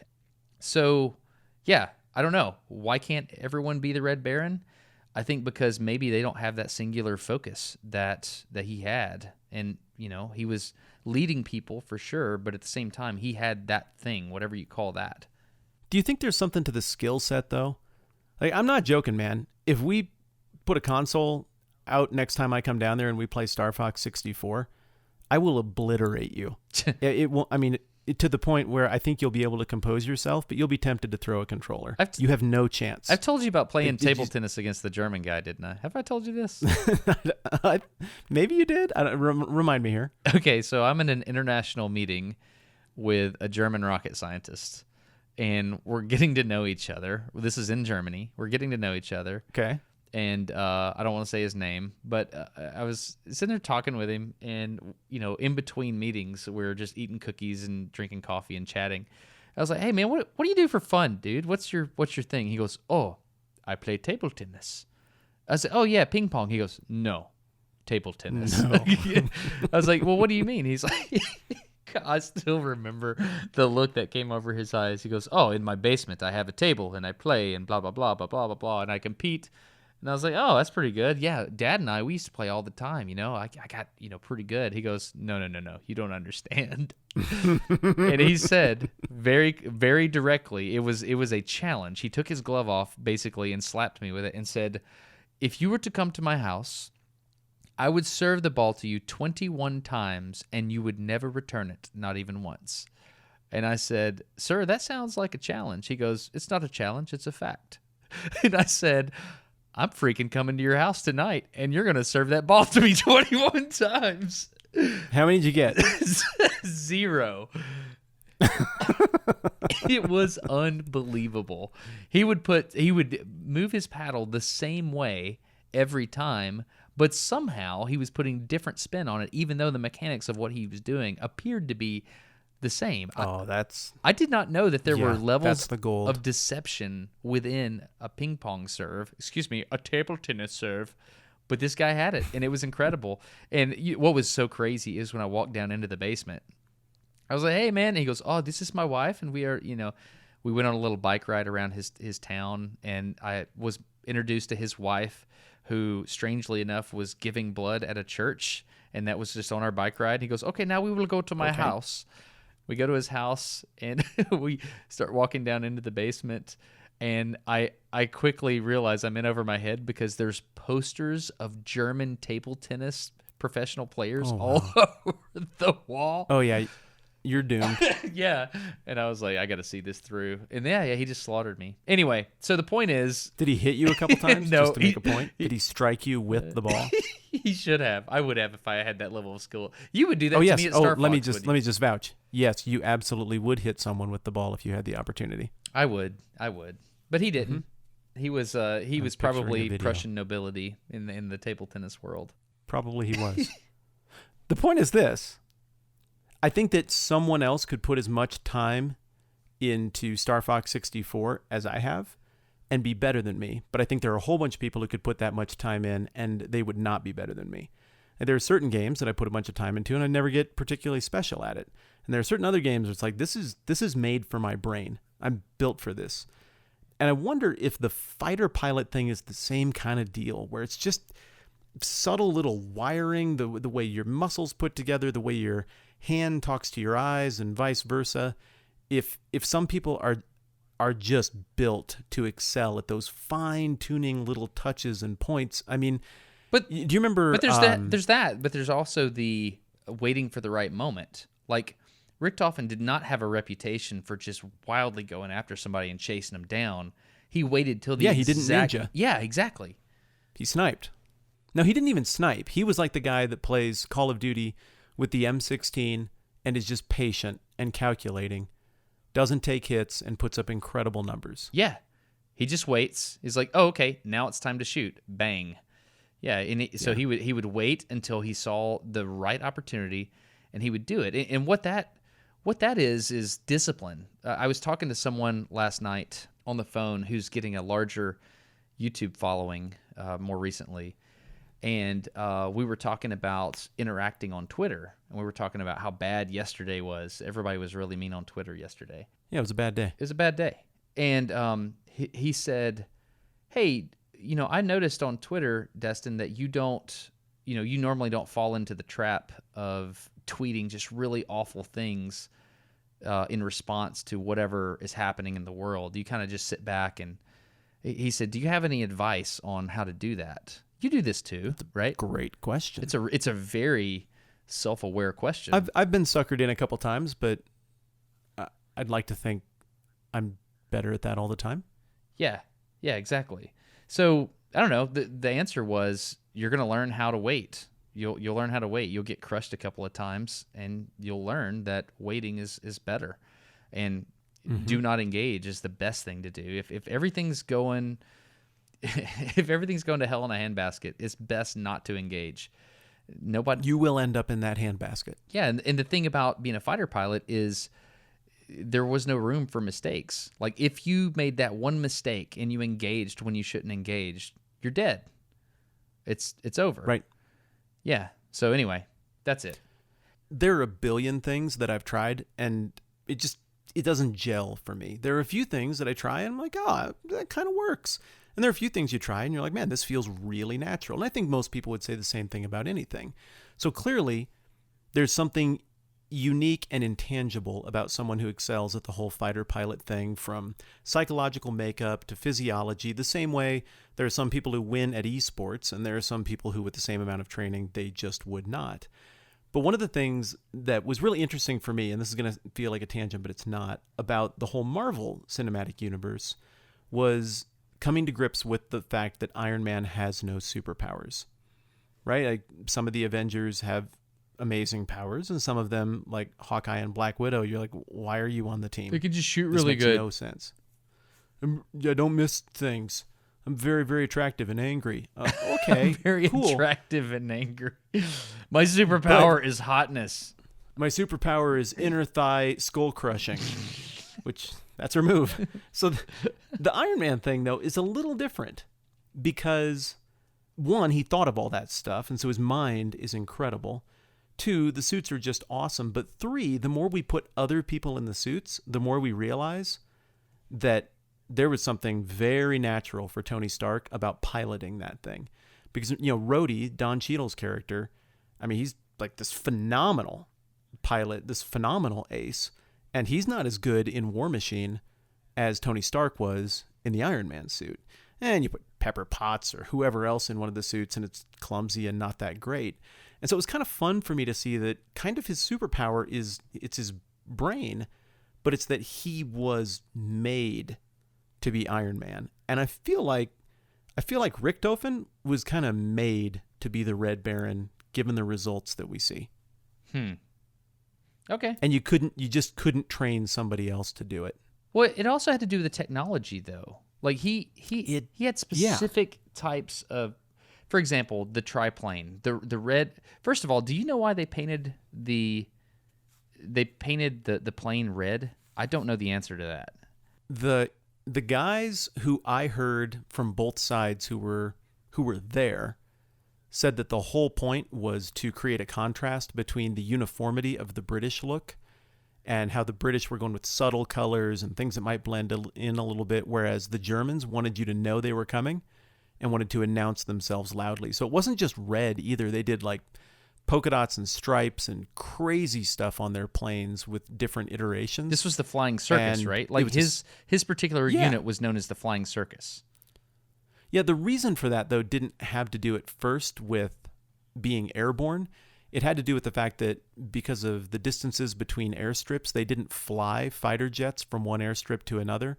They broke them down, they put them on boxcars or on rail, and they shipped them to the next airstrip. Why'd they do that? And so your fuel range wasn't enough to go between airstrips in the air at that point. Huh. You just didn't have the range.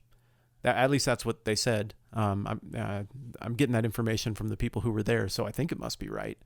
But whatever the case, so then all of the townspeople and the people on the countryside are seeing these elaborately decorated fighter jets broken down on trucks or rail or whatever, being hauled across things, probably not trucks, and it builds the legend. And so there was kind of this feedback loop that was created where they wanted to make the planes more elaborate, not just for their enemies, but for the gawkers who would see these things being transported around.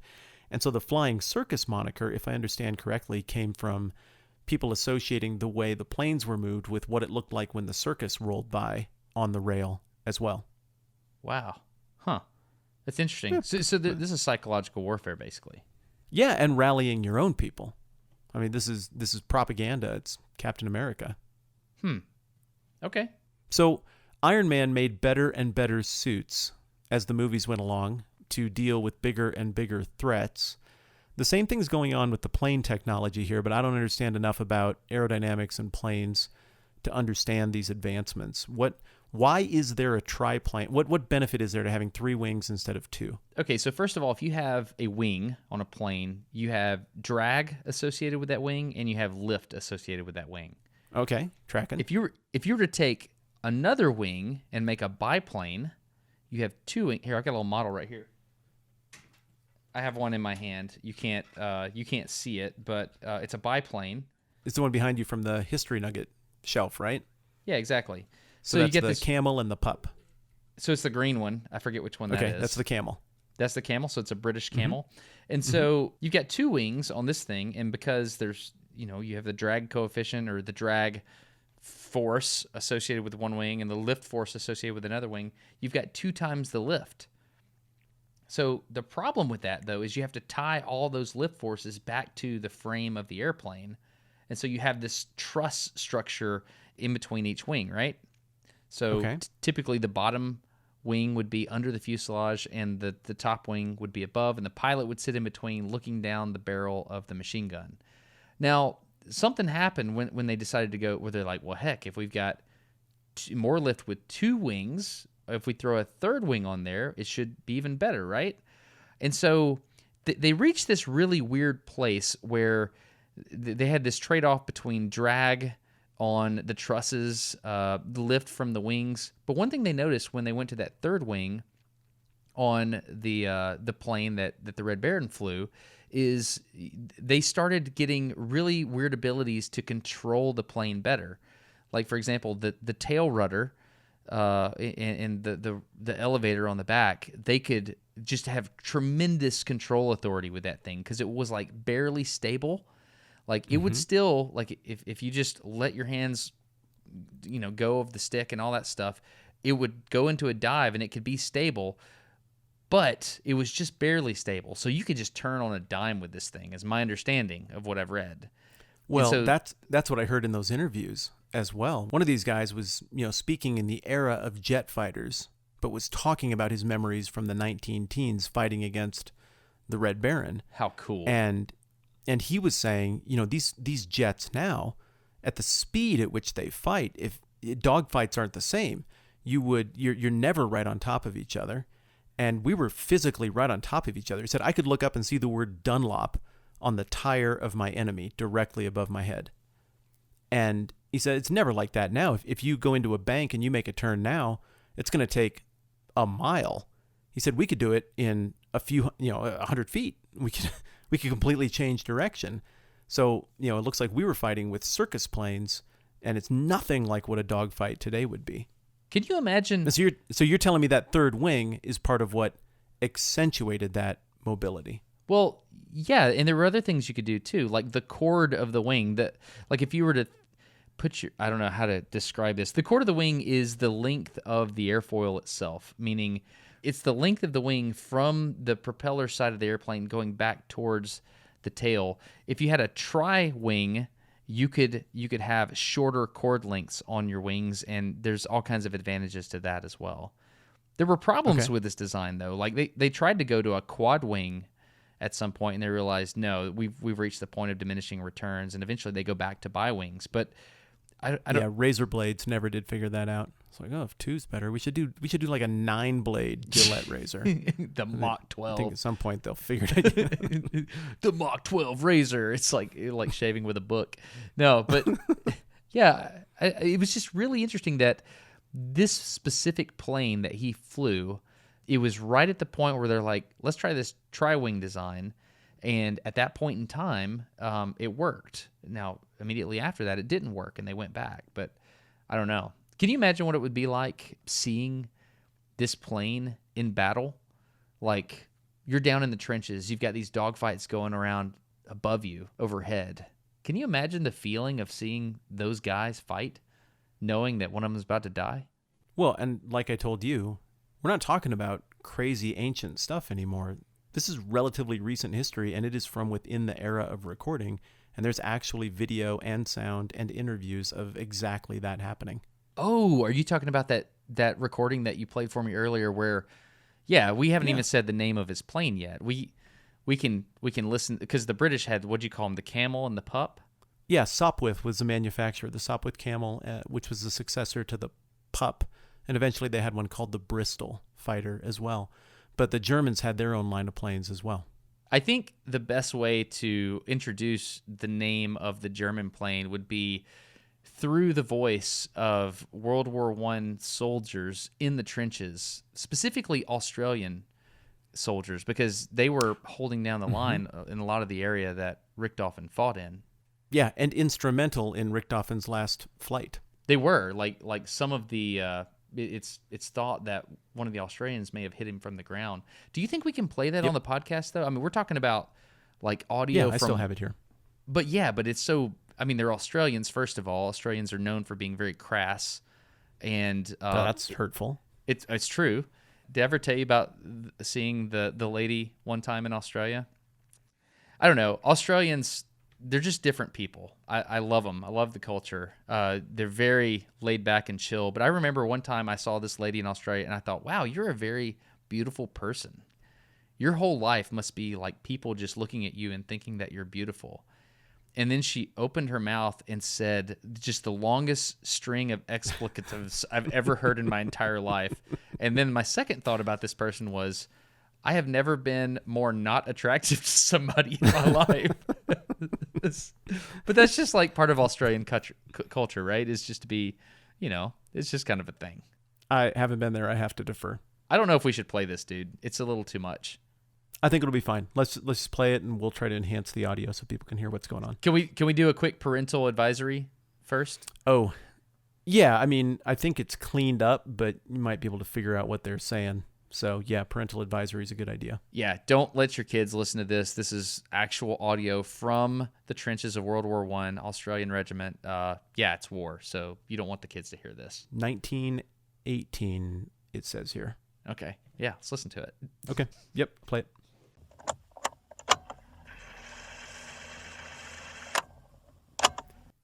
Hey, testicles? Yeah, Barnacles. World War I is the worst. Why would you ever say that? Well, in addition to the trench warfare, the mustard gas, and the disease... Yeah, I understand. This is all disappointing and true, but what's your point? There's the boredom. Boredom. Sure. I mean, here we are, the 24th Machine Gun Company, part of the Australian 4th Division. Stationed in the Somme Valley, somewhere in France. We shipped out from Sydney on the 20th October aboard the HMAT Port Lincoln. What does HMAT stand for, anyway? I've heard of HMS, but what is HMAT? His Majesty's Australian Transport, obviously. Obviously. And now here we sit on April 21st, 1918. Supposedly supporting the Canadian and British aerial squadrons from the ground. Sure, featuring the antiquated but nimble Sopwith Pup. And its larger and more durable younger cousin, the iconic Sopwith Camel. But nothing ever happens, mate. We just stare at the empty sky and dream of home. While we helplessly wait out a conflict common blokes like you and I can never hope to understand. One that's being waged over jingoistic territorial squabbles left over from a bygone age of early modern European expansionism to posthumously satisfy the egos of long-dead wig and leotard-wearing noblemen. Do they really wear leotards? Well, they used to. Crikey. I could really go for a fistful of Grandma's Vegemite right about now. Oh, I hear that. Hey, testicles, eyes up, mate. What's that approaching from the sky in the direction of Reichenstag airstrip in the eastern occupied France? Blimey, a German fighter squadron, and they're on the prowl. How can you tell, Barnacles? Isn't it obvious? They're flying those new hyper-maneuverable DR-1 triplanes. Oh, the Dreideckers. DR meaning dry, as in three, and in German, three wings, meaning Dreidecker. What's the name of that Dutch chap that's responsible for these lovely Sheilas? Anthony I'm sorry, mate. My ears must have been ringing. Anthony who? Anthony a man so proud of his death-dealing aerial engineering masterpieces that he named his company and his planes after himself. That's the Dreidecker, or DR-1 for short. Are you not hearing that? Every time you say there's a high-pitched squeal that makes it impossible for me to hear what you're saying. Well, now I just heard it on yours. Really? Oh, blimey, you're right, testicles. It hurts my ears, and it takes me out of the moment. Also, those German planes aren't going to be in range for long. Do you think we should fire on them, Barnacles? Ideally, yes. But first, that sound. And also, why do you suddenly sound British? I don't... Right, maybe try spelling it. Spell f***er. All right, then. F-O-K-K-E-R. DR-1 triplanes. See? No beat. Do it again, but this time say the word. F***er. Well, ain't that fascinating? Hang on, what's this? There's one German plane separated from the others. You see him, mate? It can't be. The distinctive deep red. The unmistakable German cross. Their flawless aerial maneuvering. Those perfect cheekbones. That movie star charisma radiating from the cockpit. His mom was an actress. Did you not know that? I wasn't aware, but I could certainly see how. Those are fantastic genes. It's Manfred von Richthofen, the Red Baron himself. Well, it looks like he's hot on the tail of Canadian Pilot Lieutenant Wilfred May of number 209 Squadron, Royal Air Force. That's right, Bonacles. He goes by the nickname of Wop. Oh, wait a minute. That kid's a novice. He's got no chance against the Baron.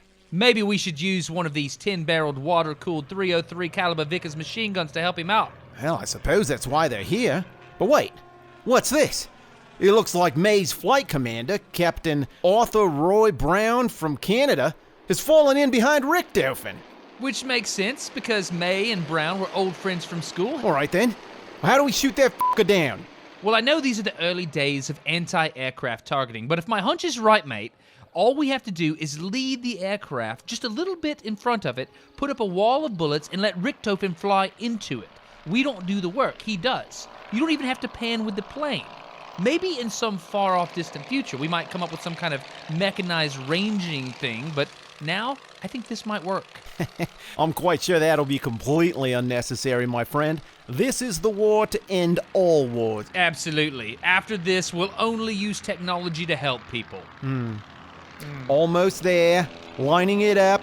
Almost there. I'm on him, sir. Sir, I can't focus. There's too much noise. What's going on here? It's Sergeant Cedric Popkins firing from the gun next to us. Hey, just a minute. Popkins! Quit making all that racket. We're trying to aim over here. Yeah, quit making all the racket. We're trying to aim. By the soon-to-be ghost of Australia's fourth Prime Minister, George Houston Reid, who was a member of the Free Trade Party and who served from 18 August 1904 to 5 July 1905, Popkins has done it! The Baron's going down. Look, mate.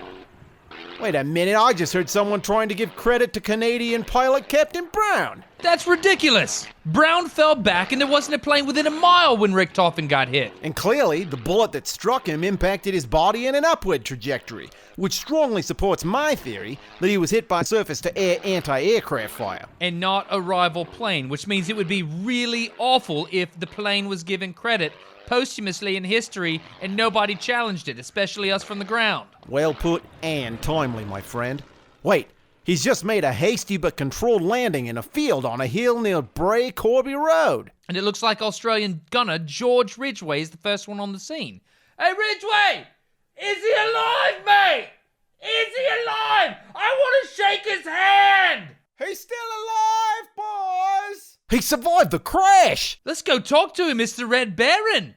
Never mind. He's dead now. Good grief, man. This has been such an emotional roller coaster. I'm simultaneously overjoyed that our close personal friend Sergeant Cedric Popkins just defeated our most dreadful foe, and also profoundly sobered to have been witness to the final flight of that majestic angel warrior prince. May he rest in peace. May he rest in peace. Hey, let's go rip some stuff off his plane and see if we can sell it back home. I'm in. You know, and the amazing thing to me about that raw audio is just how much more aware your common man on the ground was of the larger situation back then than I imagine them to be now. I agree, and I'm also impressed at how uniform the Australian accent has been over the years. That's impressive to me. It's remarkable, just not an inch of motion on that. It hasn't drifted at all. You were Jamaican, Chinese, Alabaman. I think you were momentarily Canadian. I think you went there Chinese? just the power of suggestion. How was there Chinese in there? I don't know. I don't even want to risk what that would sound like. So yeah, I'm just going to take it back. Okay, take it back. You are right. I was wrong. Yeah. Okay, there you go. Okay. Well, so we have not mastered the Australian accent, but all those details, that's pretty much it, right? Well, it is. And one thing that's really interesting is who killed Richthofen is disputed. Mm-hmm. Some people say he was shot from the air. Some people said he was shot from the ground. But they kind of did some forensics to figure this out. Like the bullet that killed him seemed to have entered under his right arm, and it exited somewhere around his left armpit.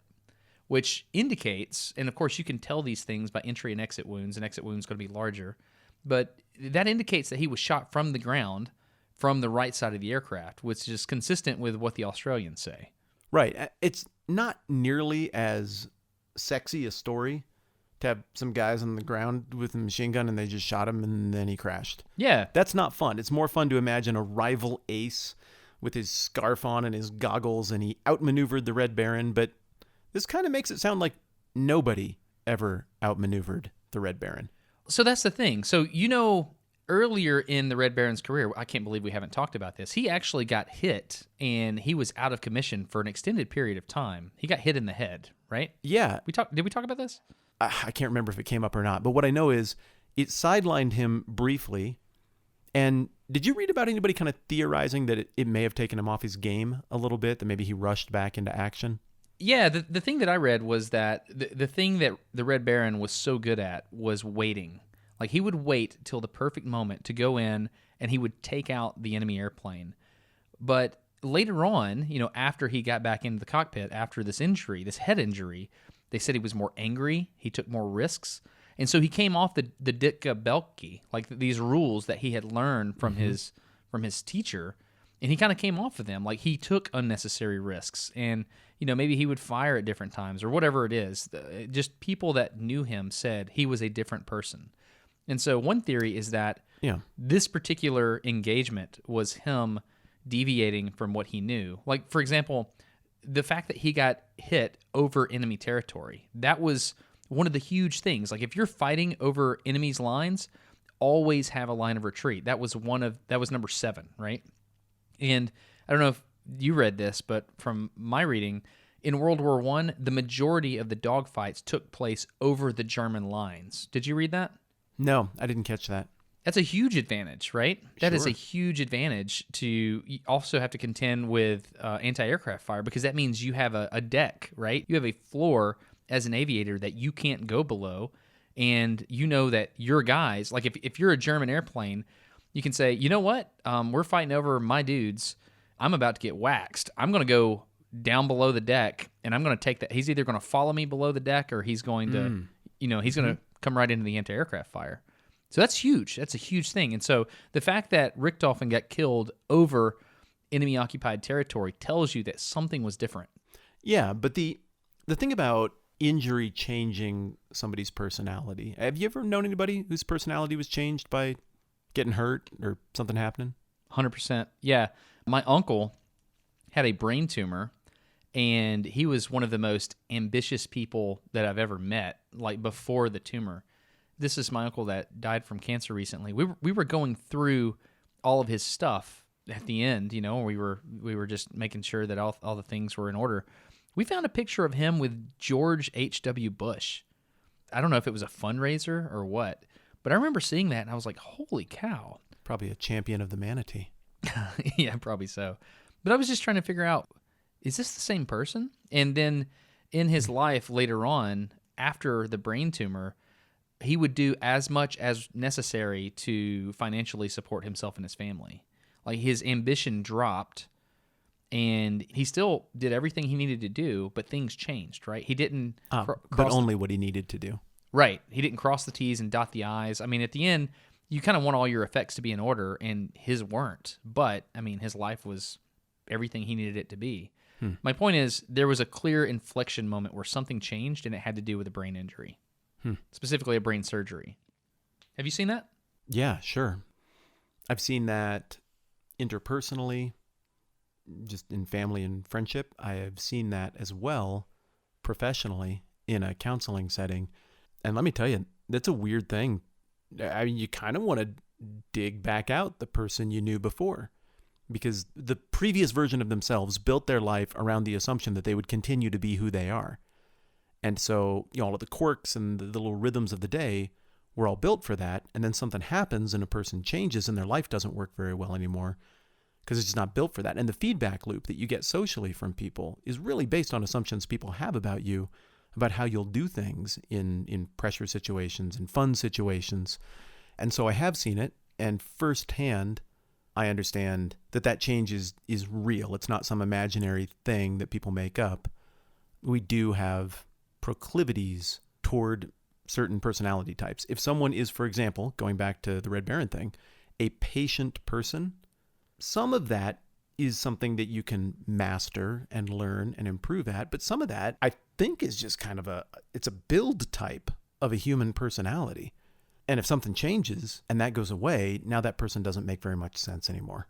If the personality trait that is enormous patience, shocking patience, is what makes you qualified to lead an aerial squadron and what makes you better than all the people you'll fight, if that quality goes away, I think it's not just that you would become a worse squadron leader. I think you would become a catastrophically awful squadron leader because everyone's basing their assumptions about what they used to know you to be.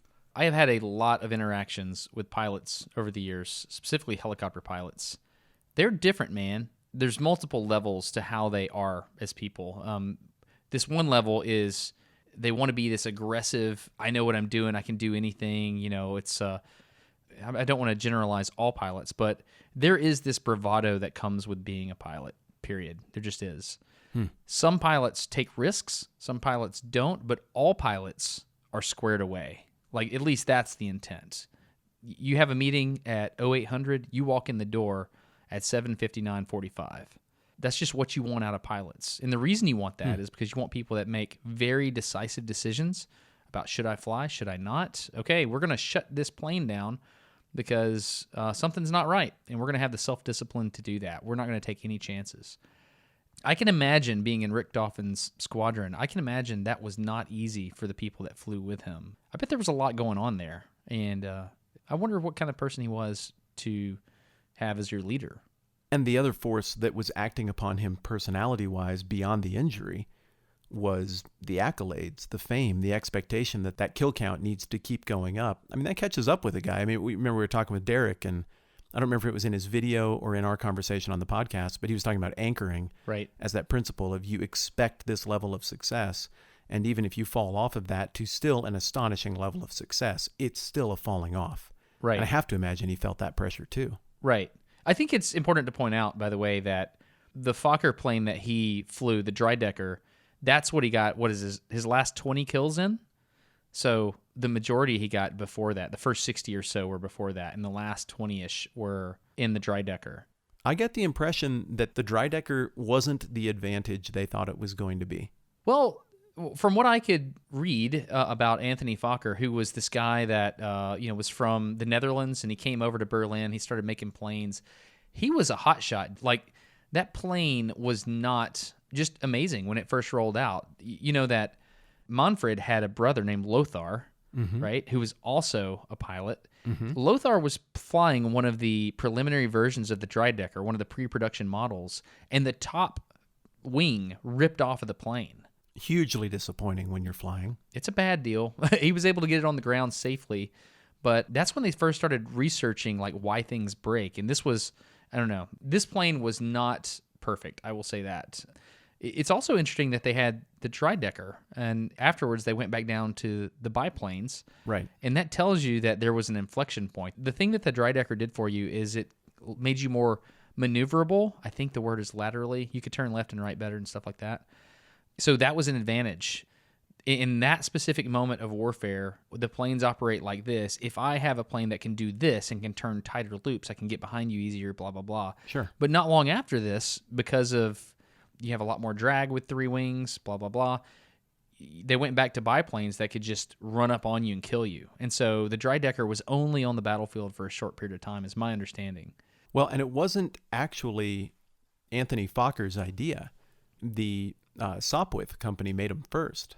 The triplane was, I believe, a British invention. Was his designer's name was Platz, I think. Is that true?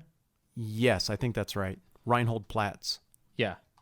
I'm cheating. I had that written down here. Okay. I was impressed. No. I don't remember that stuff. Yeah, I knew he didn't actually design it, but he did commission it. And so if he was kind of a hotshot, I mean, this is all total speculation at this point, like just two dudes talking. But if he was kind of a hotshot, it would be very easy for him to throw Platz under the bus and, to say, I'm sorry, people didn't like that plane. I get it. I didn't design that one, though. So maybe that's part of the reason that he wanted to come off of that right away as well. But he took a lot of credit for stuff that Platts did. I remember early in my engineering career, I spent months writing this report. And at the end of the report, this manager that was over me took my name off of the report and put his name on it. And I was like, hey, I worked really hard on this. Can I have my name somewhere on this for traceability? And he was like, well, that's just not the way it's done. And I was like, but Wow. I did it. It made me feel really bad. Gradually, people started to see through that. I remember being in a meeting. That makes me feel very angry. Yeah, it does me too. But I think, part of the reason it does make me feel angry is internal selfish ambition in my own heart, right? But yeah, I think it was certainly unjust. People started to see through that as this relationship went along, because we would go into a meeting with like a hotshot general, and he would ask questions, and I would be the only person in the room that knew the answers, right? Because I did the work. And I remember after one meeting, the general asked me a question, and when we left the room, somebody pulled me aside and said, hey, dude, I just want you to know I saw what happened. I was like, what? He said, the general asked you a question, and then that manager jumped in and tried to answer it because he wanted to look important. Everyone in the room saw what just happened, and everyone in the room knows what you did. And I was like, what did I do? It was like, you sat there and shut up, and you did exactly what the manager wanted you to do, and everybody also saw through the fact that he didn't know what he was talking about. I was like, okay. They're like, good job. Thank you. I kind of, reading about the history here, felt like Anthony Fokker was similar to that manager, and Platts was the guy that did everything. But what I don't know is if Platts wanted to be in the background, or if he wanted some of the accolades that came along with being this awesome designer. I do know that he went along with Fokker after the war. He went along with him and, continued to work. To the United States. Yeah. They were in New York. I don't know anything about Platts's personality. All I remembered as we were talking about it is that someone else designed the DR-1, and then you remember the name. Right. But what I do know is that there are several contemporary accounts that really give the impression that Fokker was kind of all talk and pretty boy. One of those real slick guys who could sell the image of the pilot thing, but couldn't have done this on his own. Let me ask you this, man. At this moment in the war, the Australians have just killed the Red Baron. And, I've read things about, Abraham Lincoln asking the band to play Dixie. I've read things like that about like extending an olive branch out of respect to your enemy. Mm-hmm. But this really interesting thing happened after he died, and I would love to hear your take on it. Well, yeah, I mean, he was buried with full honors by his enemies. And on top of that, I don't remember the name. What does full honors mean? I think you would be the better person to ask, but I mean, this is someone who died the right way under the right circumstances in combat. It's a way to show maximum respect in terms of the regalia. I don't know, you think of like the 21 gun salute or whatever. That's what happened at my grandpa's funeral. He was buried with military honors. And I think part of it is to show respect to the person who's gone for doing things the right way. But I also think that part of it is to encourage other warriors that your actions matter, and that if something happens, people will remember what you did, and you will be treated and remembered properly. It's a pretty ancient custom, too. I mean, you're getting all the way back into like Valhalla and that kind of stuff when you talk about proper military burial. I mean, the Romans had a concept of proper military burial. This is maybe one of the oldest concepts in all of warfare, is that there's a certain way you treat a fallen warrior, and there's a certain way that you don't. And it is deeply scandalous historically to show disregard for a fallen warrior and a sign of like maximum honor and dignity and decency on your own part to do right by a fallen warrior. And it seems like they did right. I have many friends who fought in Vietnam. This older African-American gentleman whom I deeply respect and love, and went to his funeral, and I still look up to the man. He told me a story one time about being on patrol in Vietnam, and the guys that were running point got into a firefight, and they heard it way, way, way off in the distance. And by the time they got there, the bodies of their friends had been desecrated in the most horrific way you can imagine. He said that the whole group he was with, I don't know if it was a platoon or what, he said they looked at their friends and they stopped looked at each other, and then they went into a full-on sprint after the enemy. A full-on sprint. He said, you go real slow through the jungle, you look for booby traps, you just assume you're being ambushed at all times. He said they didn't care anymore. They just went. And they avenged the deaths of their friends, he said. That is a very, very different time from what year are we in right here? 1918? Yep. That's bizarre. Like, it's just, in World War I, there was this whole concept of, we're going to fight like this. But things changed very quickly, depending on After World War I. Yeah. Agincourt was the beginning of the end of chivalry, and World War I was kind of the end of the end. Yeah. Anyway, he was a hero, though, right? We're going to agree that he was a hero, recognized by both sides. And I think what was important is this idea of, hey, we're in a stalemate. We need heroes so that we can believe that we're doing the right things. Yeah, when in reality, I don't think they were doing the right thing. I'm not speaking individually of Colonel Popkins or Sergeant Popkins on the ground. You know what I think about World War I. I think it was completely unnecessary. I think it was fueled by a few key powerful people who wanted their toys and were happy to move around human chess pieces and only sort of cared about what kind of loss or damage that would do. I'm sure there were people who had a more sensible, moral view of things, but there's a reason that World War I broke our brains and broke our sense of ethics and changed even the way we view like all of humanity and began ushering in an entirely new era of thought in which we live now. And it's because the curtain kind of got pulled back on what all of this is. Not very many people were super impressed. So yeah, in that kind of environment, you really need a hero. You need the propaganda. You need the Captain America. You need the Red Baron to make people feel like they're on a righteous crusade. A righteous crusade to avenge a treaty that was signed between the Russians and Austria-Hungary that got violated when Serbia declared war, and then Germany had to, but first it has to be your Britain that comes into the, a righteous crusade like that to honor antiquated treaties that nobody knew existed. Are you sitting at your computer? You are, right? I don't have anything up, but I can make that. What do you need? In our family, the Sandlin family, we have a military hero that we all know about and acknowledge, and we look back and say, oh yeah, you remember we had a war hero. He was probably on the battlefield somewhere near Richthofen. He was his name is Willie Really? Sandlin. Yeah, just Google Willie Sandlin real quick. So Willie Sandlin was from Kentucky. Depending on how you think about this conversation we're having, he was a war hero, or he was used as war propaganda for the purpose of the Allies getting more excited about this stuff. Both could be true. It can both be true. He was awarded the Congressional Medal of Honor in 1918. Wow. Yeah, this year that we're talking about here. Citation: The President of the United States of America, in the name of Congress, takes pleasure in presenting the Medal of Honor to Sergeant Willie Sandlin, United States Army, for extraordinary heroism on 26 September 1918 while serving with Company A, 132nd Infantry, 33rd Division, in action in Bois de Forges, I don't know how to say it, France. Sergeant Sandlin showed conspicuous gallantry in action by advancing alone directly on a machine gun nest, which was holding up the line with its fire. He killed the crew with a grenade and enabled the line to advance. Later in the day, he attacked alone and put out of action 2 other machine gun nests, setting a splendid example of bravery and coolness to his men. Wow.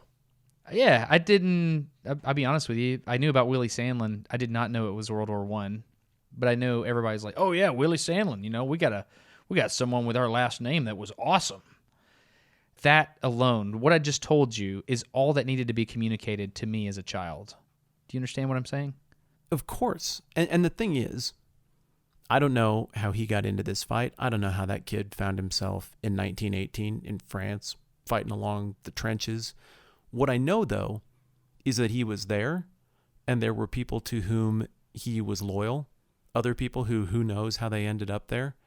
And he was in a situation where someone was trying to kill him and other people he cares about. And I think in that situation, it's not really the time where you ask a 19-year-old to carefully think through my libertarian preferences about life and not killing. it's a moment where you make sure you don't die, and you do what it takes to make sure the people you care about don't die. Those sound like very heroic actions to me. Even if I don't like the circumstances under which they occurred, I can sure acknowledge bravery. And well, you know this, I'm fascinated by military history and strategy and tactics, and I care about all of this stuff. I saw this note in the subreddit, and I think it's worth addressing. So there was this thing by Daniel E. Winston a few days ago, and he said, "Winged Hussars?" ? And I'm just going to read the question, and I'll let you explain. He said, "Okay, so I have listened to every episode of NDQ and have been a patron for a while, but for some reason, I just cannot remember what the Winged Hussars reference. Can someone remind me? I feel stupid at this point, but I have just been so confused every time it comes up." So that was a long time ago, and I think for the culture of the podcast, I think it makes sense to just explain this briefly. Yeah. Would you like to take a crack? Nothing to feel stupid about. You're not required to remember the previous 63 episodes in their entirety. But no, this was the Siege Warfare episode, right? Yeah, that was Siege Warfare.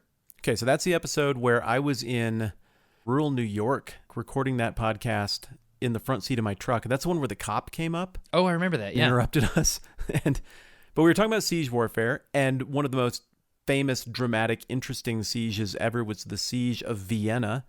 The forces of Europe holed up in defense against the invading Ottomans.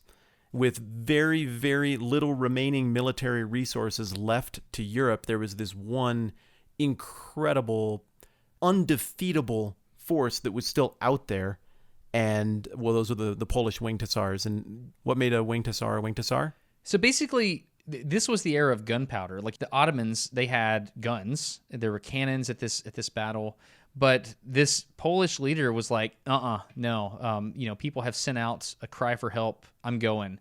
And so he leads these winged hussars. They look like knights, and they had these 20-foot long, I don't know what you call them, spears. Yeah, like a disposable single-use lance. Yeah, and they were just a heavy cavalry unit. There was this mountain outside of Vienna, and they just charged all at once, and they just broke the lines and destroyed the Ottomans at that location. And so in that episode, Siege Warfare, we talked about the winged hussars arriving, and there's this song by the amazing metal band called Sabaton. And they just sing about military history and battle. Like, what I like about them is they sound like Norsemen singing songs that romanticize and celebrate the dead. Yeah, very much heroes. I mean, it goes with what we're talking about right now. They talk about war heroes, and they romanticize these battles and things of that nature. There's this one about the winged hussars arriving, and then the winged hussars arrive, and it's just... Yeah, it's a great song. And so we sang about that, and we talked about the patrons were coming in a time of need, and they were supporting the podcast. And so at that point in time, we decided to dub the patrons of the podcast the Winged Hussars. Yeah, except for that one guy whose card got declined. I remember that. Yeah. Desperation, it's a desperate race against the mind, and a race against time. And then who's only pledged $1 and his card was declined arrived.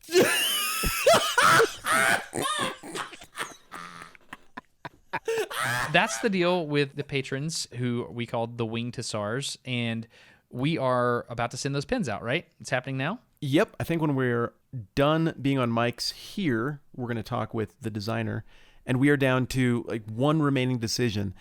Do a couple of points of the pin extend beyond the edges of the basic part of the pin, or do we contain it all within the circle that is the pin? And then I think they're off to production. My opinion is that we keep it all within the circle. That's my opinion. My opinion is that your opinion is lame and dumb. But anyway, it's a great design. I really like where it's at, dude. I do too.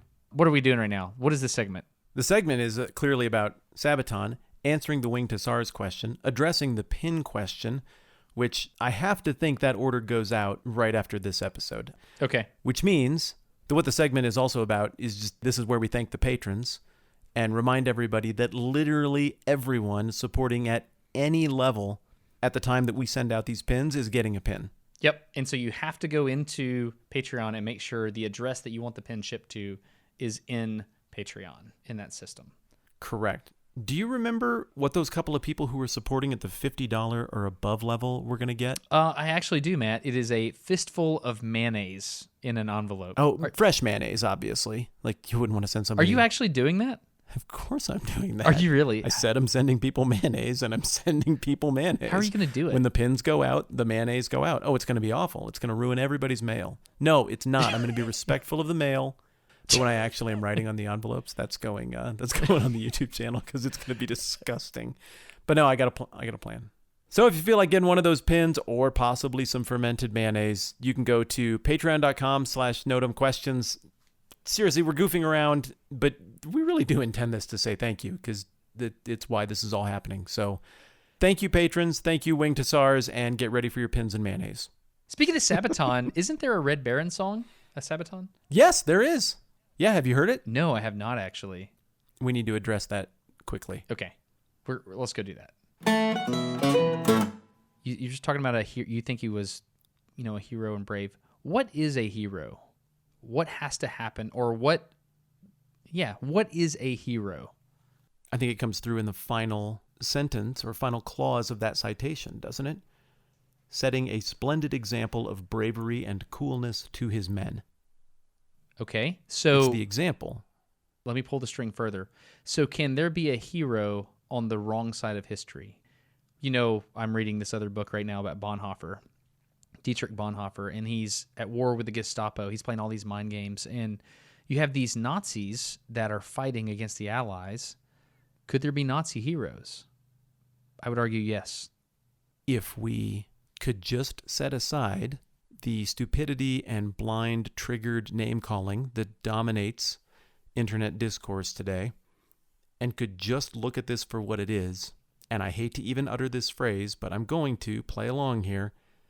Yes, I can imagine a situation in which there is a Nazi hero, which in no way is to say that I in any way affirm the worst set of ideas in the history of humanity, but if you understand the history of how Nazism happened, people outside looking in get the impression that everybody signed up for this. Not everybody signed up for this. This is not what everyone wanted.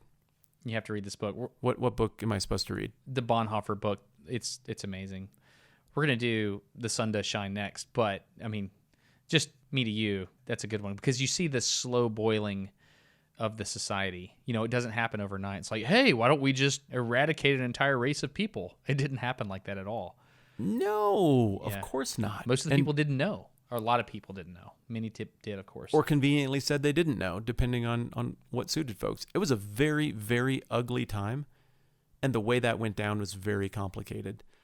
I think the heroism thing is something that exists on two levels. On the one level, there's the question of the immediate circumstances, regardless of outside moral judgment and larger circumstances that most people fighting have nothing to do with. Then there is the ideological hero who looks like the right kind of thing, the person who volunteers to be put down by the Nazi medical squad in Rommel. Well, who volunteers to be put down in the hypothetical reality imagined by, who wrote the book? Man in the High Castle. Philip K. Dick. He imagines and creates a hero who didn't do anything in war. He just realized he had a disease and did the right thing, which is to be killed by the state because your disease is expensive and drains resources. No way. So there's the ideological... Oh, dude, that story is crippling to encounter.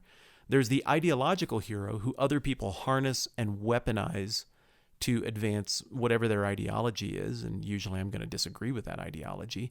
Then I think there's the actual guy, the actual woman, who does something under duress and in difficult circumstances that in that very primitive moment is morally right and brave and outstanding. Does that distinction make sense? I think I would answer the question in a simpler way. To me, a hero seems like somebody who sees something in front of them that's a gigantic, scary thing, and they're scared out of their mind, and they do it anyway with bravery. I'm just going to Google the definition of hero. I don't know, man. I think that usually works unless what that thing is that they want to do that's scary is stupid, dangerous, unnecessarily risky, damaging, exploits other people, advances a horrific cause that they're fully conscious of. Like, I can imagine someone doing everything you just said, and we would look at that and be like, no, that was not heroic. That was someone who was willing to take a chance to advance their evil. Hero. Noun. A person who is admired and idealized for courage, outstanding achievements, or noble qualities. Noble qualities. There we go. If you add that, I think your definition works. I think you just need to add in the service of something noble. And understanding we might disagree a little bit about what that counts as. But yeah, I think your definition holds up if you add that.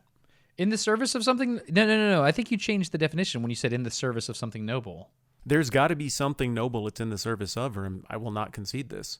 Okay. Like, if you're telling me that there was a Nazi hero who was shooting bullets at and trying to kill those on the side of ending the death camps, the only way I could grant that would be to reduce the situation all the way down to the immediate moment where that young person, however they ended up on that battlefield, is in a situation where they are nobly protecting the lives of people they love and care about. If you extrapolate that out any further, there's no nobility in the action. You can zoom in enough that I guess you could maybe call someone a hero who's on an ugly side if you come in out of the political situation far enough, or demonstrate their ignorance. Would you call a very, very brave Nazi soldier who was absolutely in line with all Nazi ideas and bravely killed several Americans to make sure that those concentration camps stayed open? I don't care how creative he was on the battlefield. I'm not calling that guy a hero. I just won't concede that. So I just opened Erwin Rommel's Wikipedia page, and I Control F'd for hero. 13 times it comes up as a hero. And of course, you know Rommel's story. He got to a point and he was like, I'm not on board with this. And they were like, cool, you're a national hero. We don't want you to die in resistance. Why don't you just drink this poison? Here's some cyanide. Or no, it was a pill, excuse me. Classy crowd, those Nazis. Yeah, I know. But I think, I guess my point is heroism can come down to an individual decision at an individual moment. I'll give you that. Yep, I like that. I like that take. Okay, cool. Yeah. All right. Well, cool. And I also think that what is a hero is and should be subjective. That any individual should be able to reserve the right to look at someone who made a difficult decision and say, nope, in my mind, I'm not giving that title. Okay. Oh, yeah, no doubt. At the same time, I think it's reasonable to demonstrate a modicum of respect to other people's moral framework that might cause them to view someone as a hero who maybe I'm not a fan of, or whose story doesn't move me. I think the idea of trying to make the notion of hero something that is somehow universally defined by the government, and only if you tick these 50 ideological and behavioral boxes can you be called a hero, and otherwise you're horrible, I think that's a slippery slope in the other direction that is also foolish and dangerous. Nobody's going to tick all the boxes. So that being said, let's bring everything back to center here. Okay. So Matt Whitman. Oh, boy. Using your personal ability to pin an award or a medal on someone's chest, do you pin the Medal of Hero onto the chest of Manfred von Richthofen?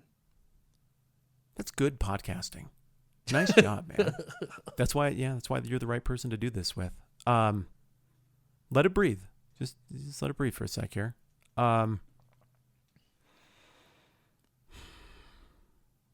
No, I don't. Really? Yeah, no. You understand that you are sitting here over 100 years later, 101 years later. Yeah, I get it. You're making a decision that is in direct contradiction to every single person on that battlefield. Yeah, I wouldn't pin a medal on him as a horrible man either. Yeah, you just got to understand. I really, really, really, really dislike killing and war.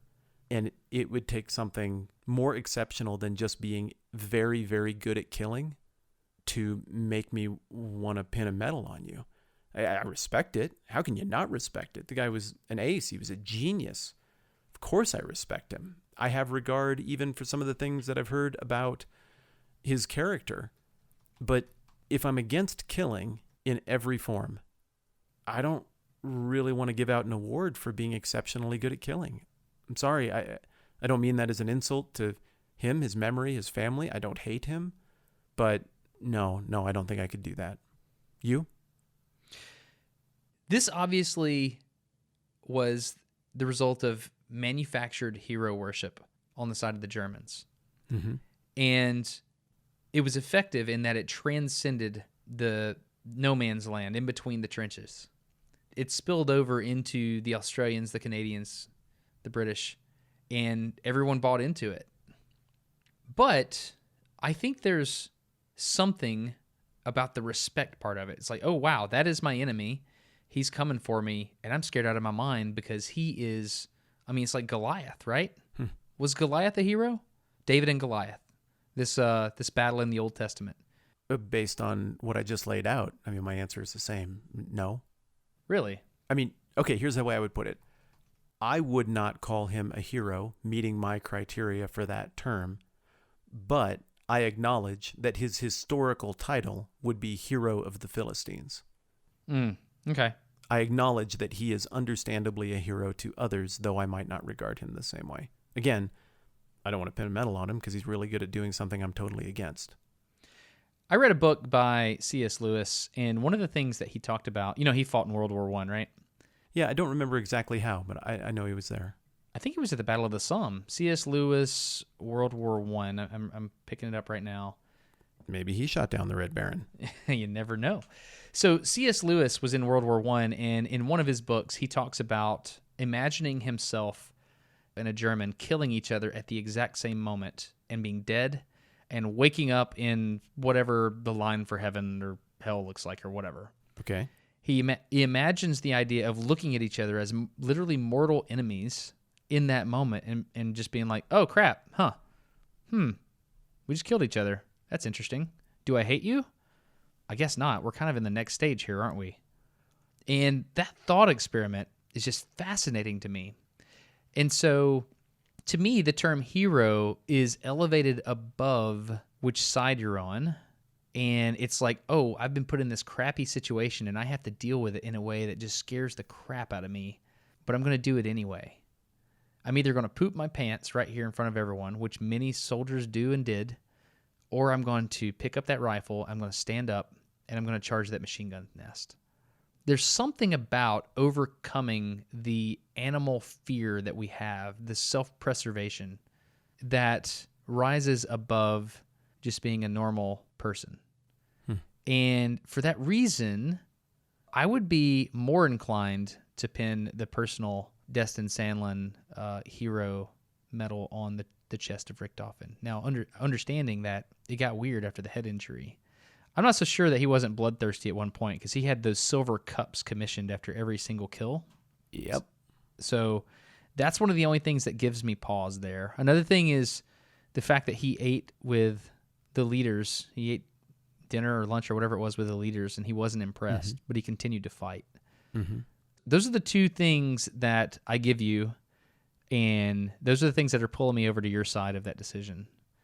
But and let me say, where I would concede the point could be dismissed as semantic. I respect Richthofen. I respect most soldiers. I've heard stories and met people who I don't respect. You want to hurt people. You're there for the wrong reasons, ick. But for the most part, the people who do that job have been in that situation. I respect it. I get it. I don't know what I would do in that environment. I think I'm wired in such a way that put under duress and either I kill or be killed. I think I would pick violence. I'm not proud of that. I think I would in that kind of situation. So I don't have judgment for most folks in that situation.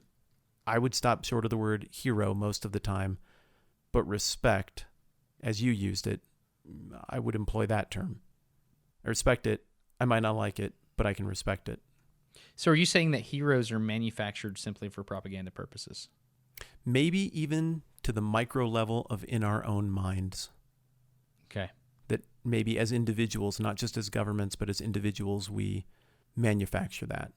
Cool. And I don't know. It depends on what we're making a hero for. Because the heroes in my life, for the most part, aren't there because they're good at violence. Or when the time was right to use it, they used it. I think pretty much everybody who I know who I would say is a personal hero it's something else that puts them in that category. I don't know that that's necessarily personal. No, it is personal propaganda. That person occupies that place in my brain because I want to hold them up as an ideal of things I should emulate. 1 Samuel 17:51, Part B. When the Philistines saw that their hero was dead, they turned and ran. Then the men of Israel and Judah surged forward with a shout and pursued the Philistines to the entrance of Gath. So looking at what your hero is doing is hugely important in terms of your psyche at any moment in an activity that you're undertaking. Oh, well, heck, this guy did it. I can do it.